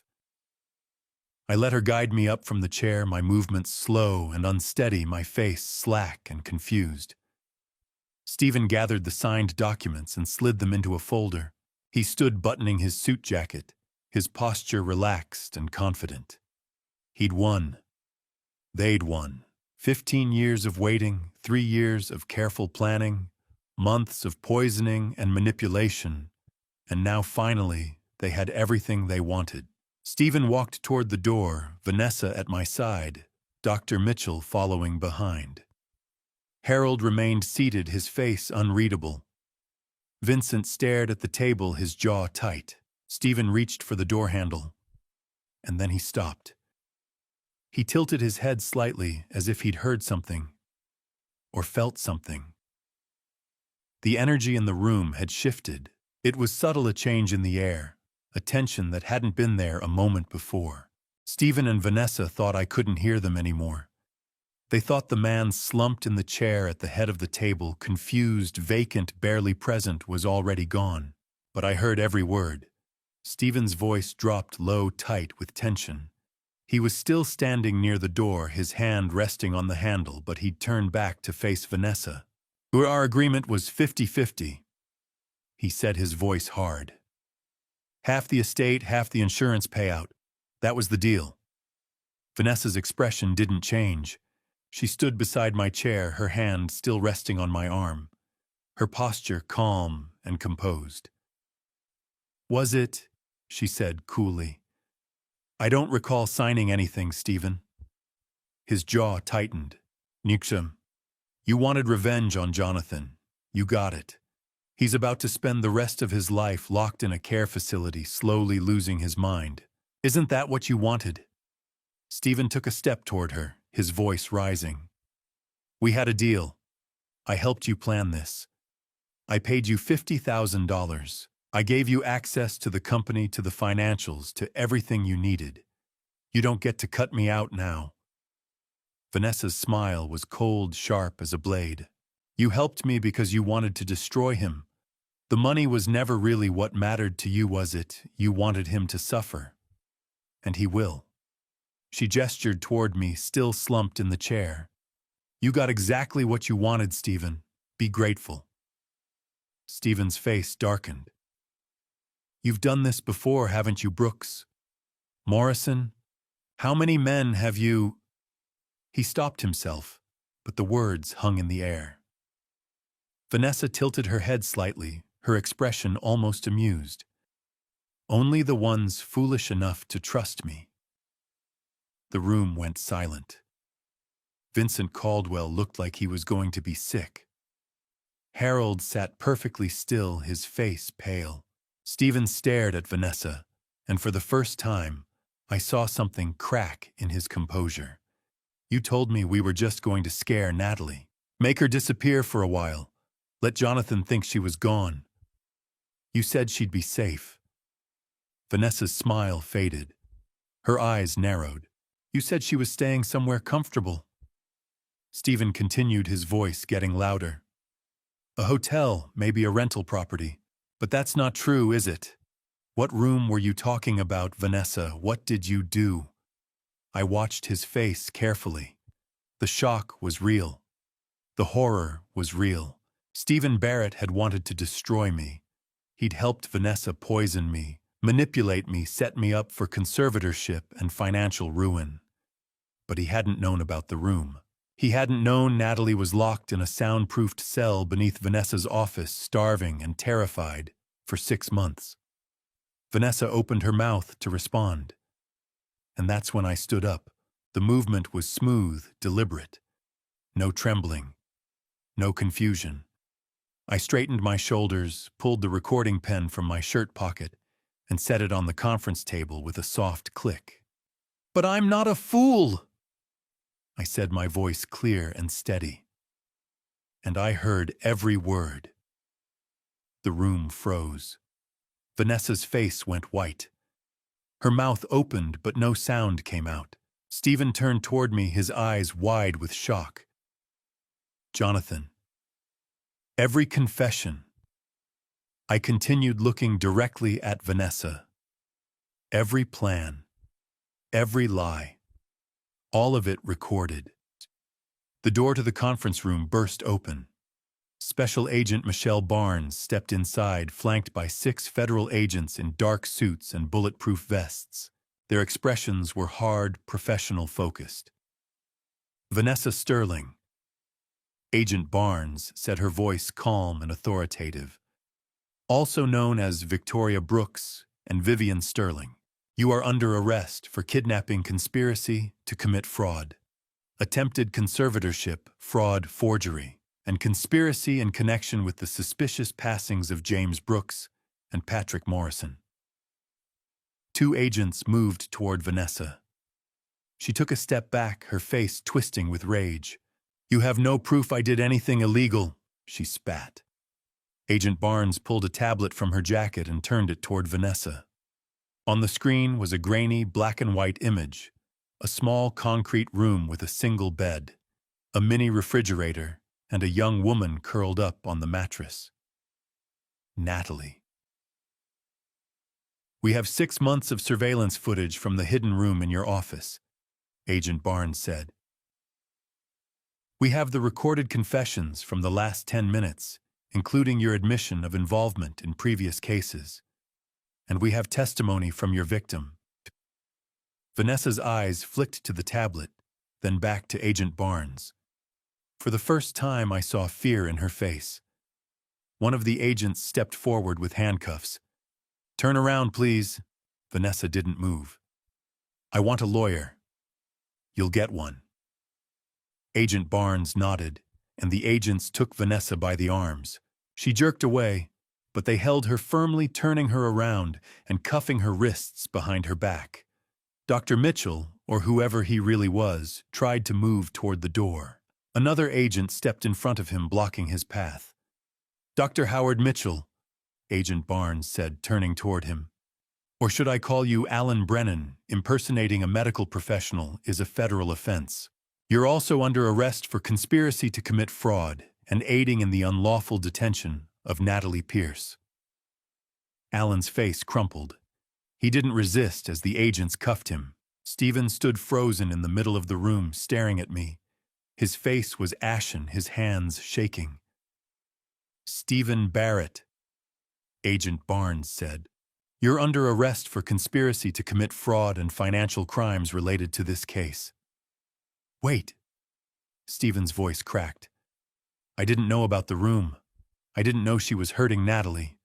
I thought, you thought you could destroy a man's life and walk away clean, I said quietly. You were wrong. An agent moved toward him with cuffs. Stephen didn't fight. He just stared at me, his face hollow. 15 years, he whispered. You took everything from me. No, I said. You gave it away. The agents led them toward the door. Vanessa still struggling. Alan silent and defeated, Stephen broken. Agent Barnes looked at me. Mr. Pierce, are you all right? I nodded. I wasn't sure if it was true, but I nodded anyway. There's one more thing, she said gently. She stepped aside, and the door opened again. Natalie walked into the conference room. Natalie stood in the doorway. She looked stronger than I'd seen her in months. Her face was still pale, still hollowed by the weight she'd lost during those 6 months in captivity. But there was something different in her eyes now. Resolve, clarity, strength. She'd been through hell, and she'd survived. Vanessa stared at her as if she were seeing a ghost. Her mouth opened slightly, but no sound came out. Natalie walked slowly into the conference room, her gaze fixed on Vanessa. The FBI agent stepped aside to let her pass.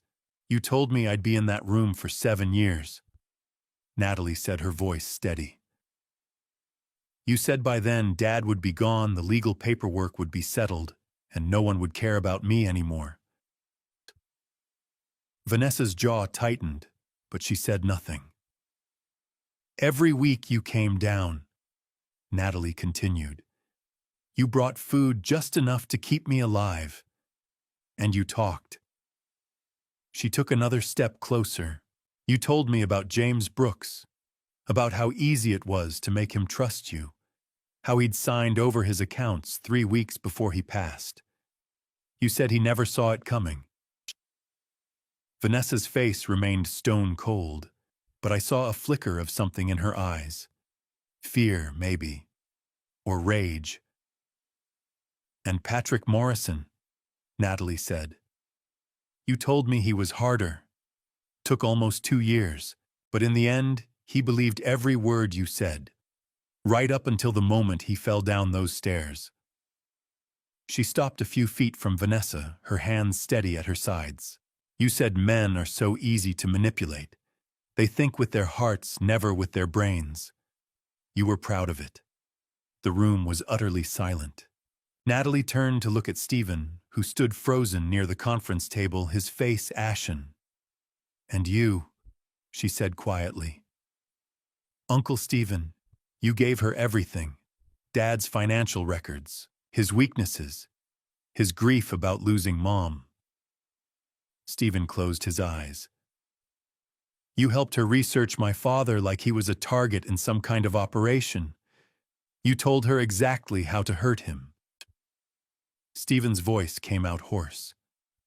"Natalie, I didn't know she was going to—" "You knew enough," Natalie said. Agent Barnes stepped forward, placing a hand gently on Natalie's shoulder. "Thank you, Natalie. That's enough for now." Natalie nodded and stepped back, her eyes still on Vanessa. Agent Barnes turned to face Vanessa, her expression hard and professional. "We have more than testimony, Miss Sterling. A lot more." She gestured to one of the agents, who placed a folder on the conference table and opened it. Inside were photographs, autopsy reports, lab results, official documents stamped with state seals. Last week we obtained court orders to exhume the bodies of James Brooks and Patrick Morrison," Agent Barnes said. "Both men were tested for toxicology." She slid the lab reports across the table. James Brooks, arsenic in the bone tissue. Elevated insulin levels at the time of his passing, despite having no history of diabetes. She slid another report forward. Patrick Morrison, same thing. Arsenic, elevated insulin, no diabetes. Agent Barnes looked up at Vanessa. "You poisoned them slowly over months. Arsenic in small doses, enough to weaken them, make them seem sick, but not enough to trigger immediate suspicion. And then when the time was right, you finished it with an insulin overdose. It mimics natural causes. Heart failure, stroke, no one looks twice." Vanessa's composure cracked just slightly. Her hands, cuffed behind her back, tightened into fists. "But we looked twice," Agent Barnes continued. "And we found exactly what we expected to find." She pulled out another document, this one older, the paper edges yellowed with age. "Carton. We also investigated your family history, Ms. Sterling. Or should I say, Ms. Brennan." Vanessa's eyes narrowed. "Your father, Robert Brennan, passed away in 1998 when you were 15 years old. Sudden heart failure, according to the original report. You inherited $200,000 from his life insurance policy." Agent Barnes set the document on the table. "We exhumed him too. Same result. Arsenic in the bone tissue." The room went cold. "You took your own father's life when you were a teenager." Agent Barnes said, her voice quiet but cutting. "And you've been doing it ever since. 26 years. I looked at Alan Brennan, who stood handcuffed between two agents, his face pale and hollow. "And he helped you?" I said, the pieces finally falling into place. "Your brother." Agent Barnes nodded. "Half-brother, same father, different mother. Alan Brennan was 26 years old when Robert Brennan passed. He'd been studying pre-med at the time, dropped out a year later." She looked at Alan. "He taught you, didn't he, how to dose the poison, how to avoid detection, how to make it look natural?" Alan said nothing. He just stared at the floor. Vanessa finally spoke, her voice ice cold. "You can't prove any of this." Agent Barnes smiled a small, grim smile. Actually, Ms. Brennan, we can. And we will. She gestured to the agents. Take them. 2 agents stepped forward and took Vanessa by the arms. She jerked against them, her face twisting with fury. I want a lawyer. You hear me? I want a lawyer right now. You'll get one, Agent Barnes said calmly. In the meantime, you're being charged with 7 counts of conspiracy, 4 counts of suspected involvement in suspicious passings, kidnapping, fraud, forgery, and attempted harm to Jonathan Pierce. Another agent moved toward Alan Brennan. He didn't resist. He just let them guide him toward the door, his shoulders slumped in defeat. The agents led Vanessa and Alan out of the conference room. The door closed behind them with a heavy click. Stephen sat in his chair, handcuffed, staring at nothing. His face was hollow, his shoulders slumped. He looked like a man who'd lost everything because he had. He sat there motionless, completely broken. Before the FBI took Stephen away, he asked to speak with me privately. Agent Barnes looked at me, her expression questioning. I nodded. 5 minutes, she said. Supervised. She gestured to 2 agents who positioned themselves near the door. Everyone else filed out. Vincent Harold, the rest of the FBI team. Even Natalie left, though. She squeezed my hand once before she went. The conference room fell quiet. Stephen sat across from me, still handcuffed. His face was pale, his eyes hollow. He looked like a man who'd already been convicted, already sentenced, and was simply waiting for the execution. You don't remember anything about Millennium Tower, do you? He said quietly. I looked straight at him. I remember. I stole your design. I erased your name from the presentation. I took credit for work that was yours. Stephen's jaw tightened. You destroyed my career before it even started. That project was my future. It was supposed to be my breakthrough. I nodded slowly. I was wrong, Stephen. I was ambitious and selfish, and I took something that didn't belong to me. But that was 15 years ago. We could have worked it out. We could have talked. Stephen let out a bitter laugh. And worked it out. What about Jennifer? I froze. I loved her first, Jonathan. His voice cracked. I proposed to her in 2011. I told her I wanted to build a life with her. She said no. She said she cared about me, but not that way. He looked down at his cuffed hands. 6 months later, she started dating you. The room was silent except for the hum of the building's ventilation system. I lost my career to you, Stephen said. I lost the woman I loved to you. And I stayed. I kept working for you, kept smiling, kept pretending everything was fine. Because what else could I do? His voice dropped to almost a whisper. And then in 2019, Jennifer discovered I was embezzling from the company. My chest tightened. I had gambling debts, Stephen continued. Bad ones. I'd been taking money from the accounts for almost 2 years, just enough to stay ahead of the people I owed. I thought I could pay it back before anyone noticed. He looked up at me. But Jennifer noticed. She came to me in October of 2019 and told me she was going to report me to the board. She said she didn't want to, but she couldn't let me keep stealing from the company her father built. I was going to lose everything, again. My heart was pounding so hard, I could hear it in my ears. I contacted Vanessa, Stephen said. Online. I was desperate, looking for anyone who could help me disappear, start over something. She found me on some forum. She said she could make the problem go away. He swallowed hard. I thought she meant blackmail. Threats. Maybe she'd scare Jennifer into keeping quiet.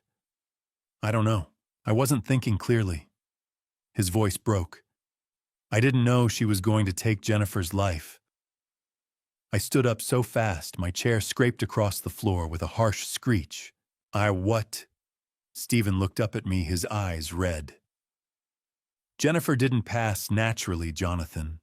Vanessa posed as a nutritionist. September 2019. She came to the house you were at work. She told Jennifer she was conducting a wellness study for women with heart conditions. She gave Jennifer supplements. Vitamins, she called them. My hands were shaking. It was digitalis, Stephen said. Extract from foxglove. In patients with pre-existing heart conditions, it mimics a heart attack perfectly. No one questions it. Jennifer passed on November 14, 2019. Cardiac arrest.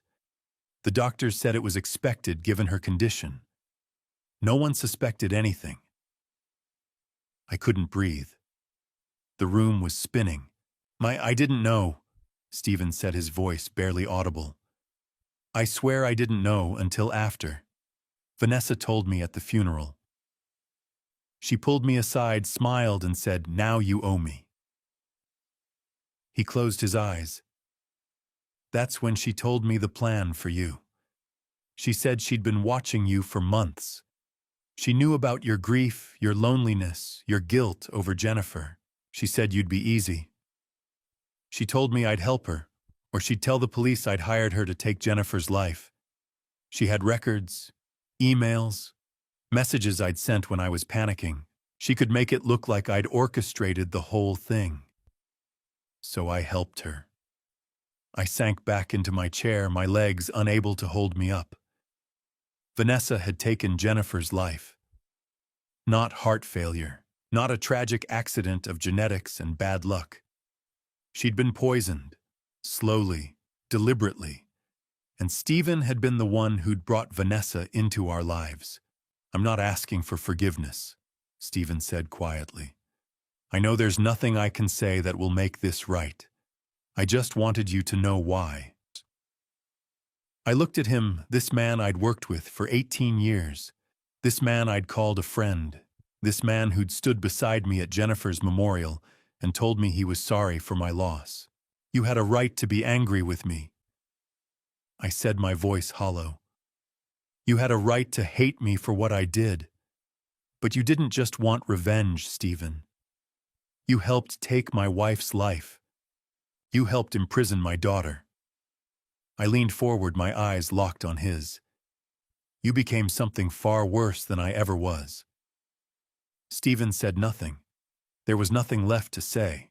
Agent Barnes opened the door. Time's up. The two agents moved forward and helped Stephen to his feet. He didn't resist. He didn't look at me again. They led him out of the conference room. The door closed. I sat alone at the long conference table, surrounded by empty chairs and the ghosts of everything I'd lost. Jennifer, the woman I'd loved for 25 years, the woman I'd built a life with, the woman I'd mourned as a cruel twist of fate. She'd been taken from me, and I'd never known. January 2025. 2 months had passed since the raid at Columbia Center. I sat in the sentencing chamber of the King County Superior Court, the winter chill of Seattle matching the coldness in my heart. The courtroom was packed. Reporters filled the back rows, their cameras pointed at the defense table where Vanessa sat in an orange jumpsuit, her hands cuffed in front of her. She looked smaller, somehow diminished, without the careful hair and designer clothes she'd always worn. But her eyes were still sharp, still calculating. She'd changed her plea to guilty 3 weeks ago. Her lawyers had negotiated a deal with the prosecution, confessions to all charges in exchange for avoiding the possibility of execution. Vanessa wanted to live, and she wanted something else too. She wanted to be known. Over the past 3 months, the FBI had continued their investigation into Vanessa's past. What they'd found was worse than anyone had expected. 7 victims. Not 4. Not 5. 7. The prosecution had laid it all out in court over the last 2 days. I'd sat through every minute of it listening, as they detailed each case, each life Vanessa had taken. Robert Brennan, her father, 1998, arsenic, $200,000 in life insurance. Michael Torres, a widower she'd met in Reno, 1999, insulin overdose, $350,000. David Castellano, a real estate investor in Phoenix, 2005, digitalis, $800,000. Richard Holbrook, a retired surgeon in Scottsdale, 2011, arsenic and insulin, $1.2 million. James Brooks, Las Vegas, 2015, arsenic and insulin, $720,000. Patrick Morrison, Phoenix, 2019, arsenic and insulin, $1.1 million. Jennifer Pierce, Seattle, 2019, digitalis, $52 million if the plan had succeeded. 7 men and women. 7 lives erased over 26 years. The media had been relentless. They called her the Black Widow of Seattle. Cable news ran specials. True crime podcasts dissected every detail. Vanessa's face was everywhere, and she loved it. I could see it in the way she sat in court, the way she listened to the testimony, the way she occasionally smiled when a particularly damning piece of evidence was presented. She wasn't ashamed, she was proud. This was her legacy, her story. The judge, a stern woman in her 60s named Margaret Thornton, sat behind the bench, her expression unreadable as she reviewed the sentencing documents. Vanessa Marie Brennan, Judge Thornton said, her voice echoing through the silent courtroom. You have pleaded guilty to 7 counts of first-degree involvement in suspicious passings, 4 counts of fraud, 2 counts of kidnapping, and multiple counts of conspiracy. The court has reviewed your plea agreement and accepts it. She looked up, her gaze fixed on Vanessa. You are hereby sentenced to 7 consecutive life terms without the possibility of parole. You will serve your sentence at the Washington Corrections Center for Women. Vanessa didn't react. She just sat there, her face blank. Judge Thornton turned to the next defendant. Stephen Andrew Barrett, you have pleaded guilty to conspiracy in connection with the passing of Jennifer Pierce, conspiracy to commit fraud and kidnapping. You are sentenced to 30 years in federal prison. Stephen sat with his head bowed. He didn't look up. He didn't look at me. Alan Joseph Brennan, you have pleaded guilty to impersonating a medical professional, conspiracy to commit fraud, conspiracy to administer harmful substances, and kidnapping. You are sentenced to 15 years in federal prison. Alan nodded slightly, as if he'd expected nothing less. The judge set down her papers. This court also notes that Detective Robert Hayes of the Seattle Police Department has been formally reprimanded for his inadequate investigation into the disappearance of Natalie Pierce. His failure to follow proper protocol allowed this conspiracy to continue for months longer than it should have. I glanced at Natalie, who sat beside me in the gallery. She'd given testimony earlier in the week, clear, powerful, unflinching. She'd told the court about the 6 months she'd spent in that concrete room, about Vanessa's weekly visits, about the things Vanessa had told her. She'd been stronger than I ever could have imagined. Judge Thornton looked out at the courtroom. This case represents one of the most calculated and prolonged criminal conspiracies this court has ever seen. The victims and their families deserve justice. Today they have it. She struck her gavel once. Court is adjourned. The room erupted in noise, reporters scrambling for the doors, lawyers gathering their files, bailiffs moving to escort the defendants out. But I stayed in my seat, watching, as Vanessa was led toward the side door. Our eyes met across the courtroom. Her lips moved, forming words I couldn't hear over the noise. But I could read them. You really loved me, didn't you? I looked away. I wouldn't give her that. I wouldn't give her the satisfaction of knowing she'd broken something in me that could never be fixed. The bailiffs led her out.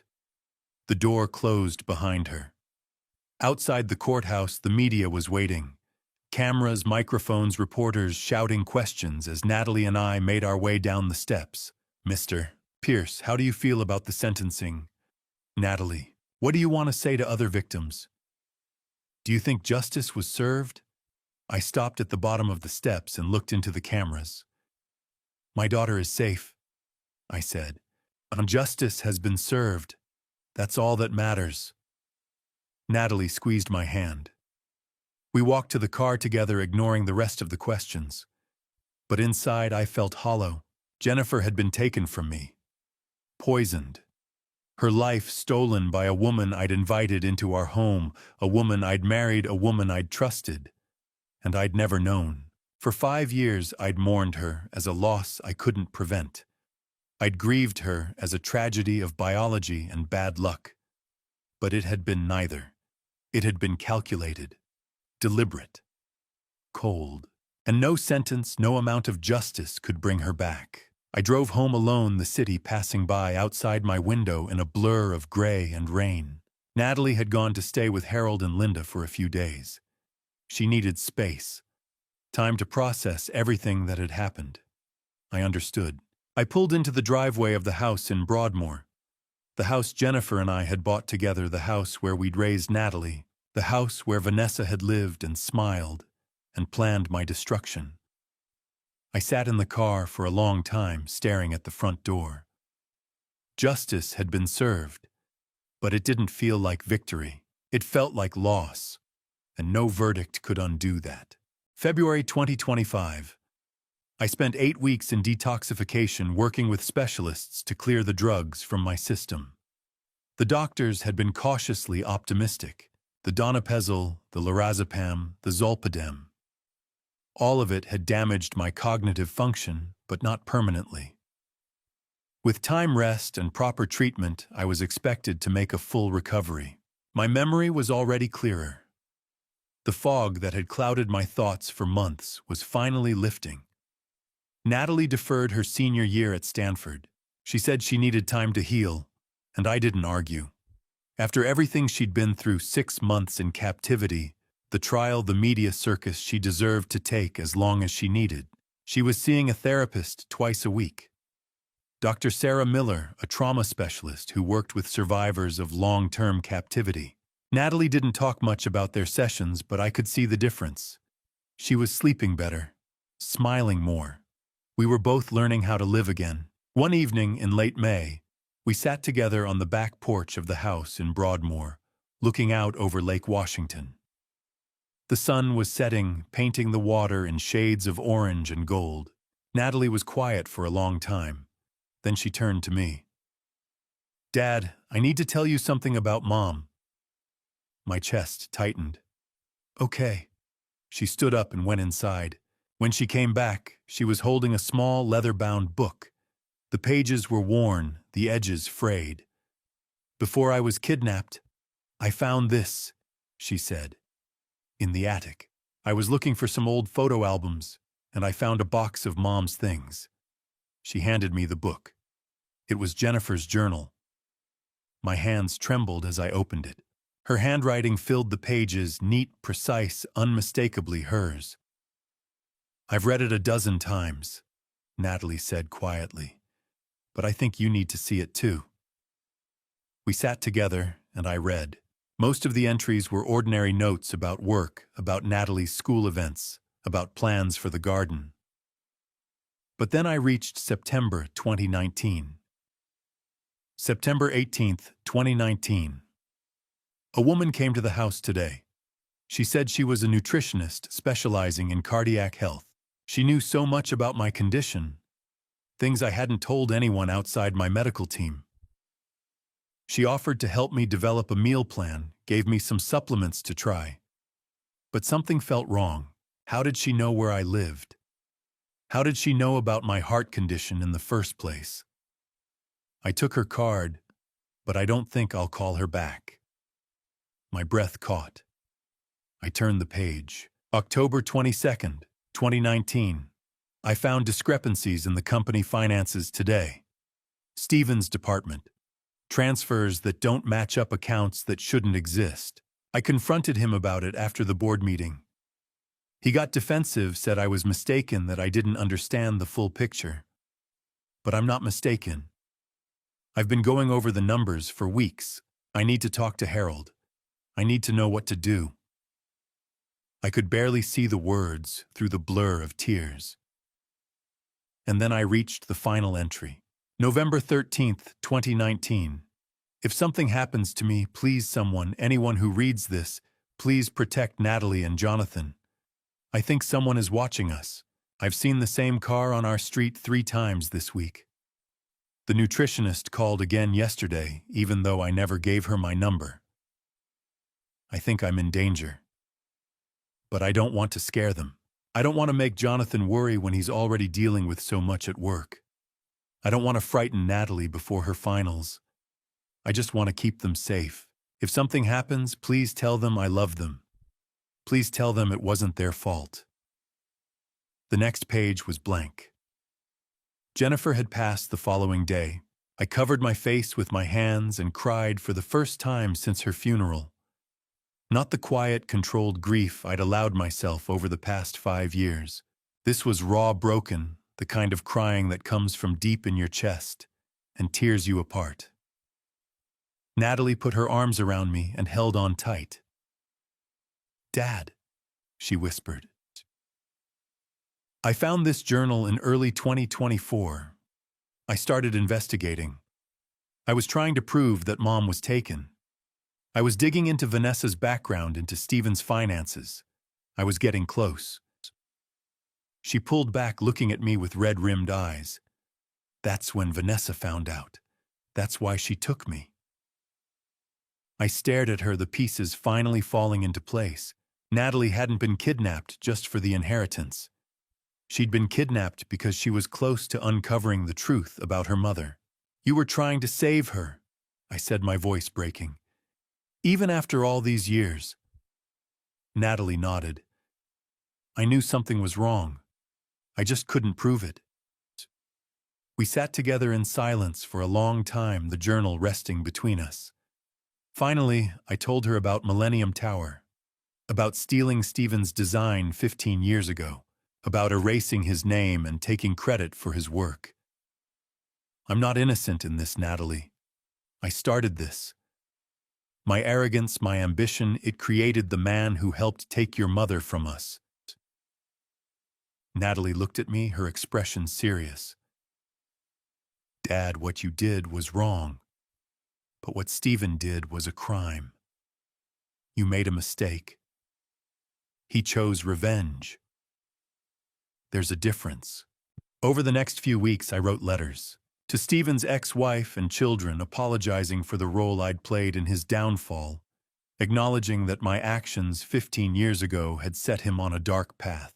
To the families of Vanessa's other victims, Michael Torres, David Castellano, Richard Holbrook, James Brooks, Patrick Morrison. I told them I was sorry. I told them their loved ones deserved justice. Most of them didn't reply. I understood. I also made another decision. I announced my resignation as CEO of Pierce Development. I hired Rebecca Thornton, 55 years old, 30 years of experience in sustainable architecture, a reputation for integrity and ethical leadership. She would take over the company's daily operations. I would remain as chairman of the board, but the work of running the company would belong to someone who wasn't tainted by this nightmare. Natalie and I sat on the porch again that evening, watching the sun set over the lake. "What do we do now?" she asked. I looked at her, my daughter, my survivor, the strongest person I'd ever known. "We honor your mother," I said. "We do what she would have wanted. We help people." Natalie nodded, a small smile crossing her face.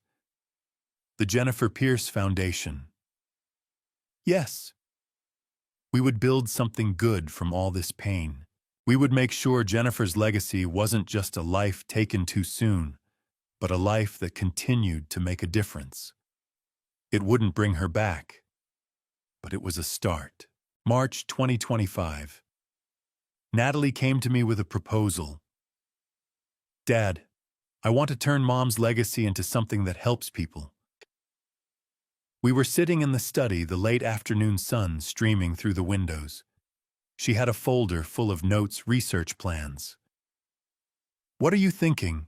I asked. A foundation, the Jennifer Pierce Foundation. For people like us, people who were targeted, manipulated, hurt by the people they trusted most. Over the next month, we built it together. The Jennifer Pierce Foundation's mission was clear: to support victims of marriage fraud, hidden domestic violence, and financial abuse by partners. We focused on 5 areas: legal aid, free lawyers for victims who couldn't afford representation; private investigation services in partnership with Sharon Mitchell; therapy and counseling for survivors; safe housing for those escaping dangerous situations; and education programs to help people recognize the warning signs before it was too late. We donated $5 million as initial funding. Sharon Mitchell joined as Director of Investigations, bringing her expertise and her network of contacts. Harold Peterson handled the legal framework pro bono. Rebecca Thornton Pierce, Development's new CEO, through the company's support behind the foundation, providing resources and office space. And Natalie became the public face. She gave a TED Talk in October. The Room: 6 Months in Captivity and How I Survived. Within 2 weeks, it had 8 million views. She was interviewed on CNN, NBC, and local news stations. She started a blog called Surviving the Unseen, where she wrote about hidden abuse, manipulation tactics, and recovery. Hundreds of people reached out. I think my husband is drugging me. My wife locks me in the house when she leaves. I'm being financially isolated. I don't have access to our accounts anymore. The foundation helped 47 people in the first 3 months alone. Vincent Caldwell donated 15% of his shares in Pierce Development to the foundation's endowment, ensuring it would have long-term stability. At the foundation's opening ceremony in November, a woman approached Natalie. She was in her early 40s, nervous, clutching a folder of documents. Ms. Pierce, I read your blog. I think my husband is drugging me. Can you help? Natalie took her hand. Yes, we can help. I stood in the back of the room watching my daughter turn pain into purpose. This was Jennifer's legacy. Not the money, not the company. This. 1 year after I'd pulled the pen from Vanessa's desk, I stood at Lakeview Cemetery in front of Jennifer's grave. White roses, her favorite, rested in my hands. I know now, Jen, I said quietly. I know what happened. I know you tried to warn me, tried to protect us. I'm sorry I didn't see it. I'm sorry I wasn't there. I placed the roses on the headstone. But Natalie's safe, and she's strong. God, she's so strong. You'd be so proud of her. I heard footsteps behind me and turned. Natalie was walking up the path, carrying her own flowers. She knelt beside me and placed them next to mine. She would be proud of you too, Dad. We sat together in silence for a while. I'm going back to Stanford next month, Natalie said. I'm going to finish my degree, criminal psychology. I want to understand why people become this way. That's good, I said. That's really good. I wrote to Uncle Stephen, she added quietly. In prison. I looked at her. Did he write back? Last week, he said he doesn't expect forgiveness, but he's glad we're helping people. I'd written to Stephen too. I'd told him I was establishing the Stephen Barrett Scholarship Fund for struggling architecture students who couldn't afford tuition. It wouldn't erase what I'd done to him 15 years ago, but it was a start. His reply had been brief. Jonathan, I don't forgive you. But I forgive myself for becoming something worse than you ever were. About the scholarship. Thank you. It's more than I deserve. Natalie and I walked back to the car together. Dad, she said as we reached the parking lot, do you think you'll ever trust someone again? I thought about that. I don't know, but I think your mom would want me to try. Carefully, Natalie added. Very carefully, I agreed. We drove home through the Seattle rain. Natalie turned on the radio and a song Jennifer used to love filled the car. I thought about everything I'd learned over the past year. Betrayal doesn't come with sirens and flashing lights. It comes quietly. A pill in your coffee. A smile across the breakfast table. A plan set in motion years before you ever see it coming. The people who hurt us most are the ones we invite closest. But survival isn't just about escaping the room they lock you in. It's about learning to trust again carefully, wisely, but still willing to try. Because a life without trust isn't freedom. It's just another kind of prison. At home, I walked into my study and stood at my desk. In a glass case carefully preserved was the Mont Blanc pen. Natalie's pen. The one I'd pulled from Vanessa's desk a year ago. The key that had opened the wall. The key that had saved my daughter's life. It wasn't a reminder of what we'd lost. It was a reminder of what we'd found. Sometimes the key to the truth is hidden in plain sight. Right there in front of us, disguised as something ordinary. We just have to be brave enough to pull it. I closed the study door behind me and walked downstairs where Natalie was making tea in the kitchen, humming the same song that had been on the radio. She looked up and smiled. Ready for dinner? Yeah, I said. I'm ready. We'd survived. We'd healed. We'd built something good from the wreckage. And now, finally, we were ready to begin the next chapter. If there's one thing this family story taught me, it's this: trust isn't weakness, but blindness is. I invited a stranger into my home, into my life, into the space where my family story was written in love and memory. I didn't ask the right questions. I didn't see the warning signs. And because of that, my daughter spent 6 months in hell, and I nearly lost everything Jennifer had worked so hard to protect. Don't be like me. When someone enters your life promising to heal your loneliness, promising to complete your family story, pause. Ask questions. Verify their past. Trust, but verify. Stephen wanted Dad revenge for what I'd stolen from him 15 years ago. I understand his anger, but Dad revenge became something darker when he partnered with a woman who'd been taking lives for 26 years. He didn't just want to hurt me, he wanted to erase me. And that's when Dad revenge crossed the line from justice to evil. Here's what I learned: betrayal doesn't announce itself. It sits across from you at breakfast. It kisses you goodnight. It plans your destruction while you sleep. But survival isn't just escaping. It's learning to trust again, carefully, prayerfully, with eyes wide open. God gave us instincts for a reason. Jennifer felt something was wrong, and she wrote it down. Natalie felt something was wrong, and she investigated. I ignored my instincts because I wanted so desperately not to be alone. That almost cost us everything. Thank you for walking this journey with me. I'd love to hear your thoughts. What would you do if you found yourself in a situation like mine, where the person you trusted most turned out to be your greatest threat? If this story resonated with you, please consider subscribing so you won't miss future stories. A gentle reminder: while inspired by real-world cases of marriage fraud and financial abuse, certain elements have been dramatized for storytelling purposes. If this content isn't your preference, feel free to explore other videos that might suit you better.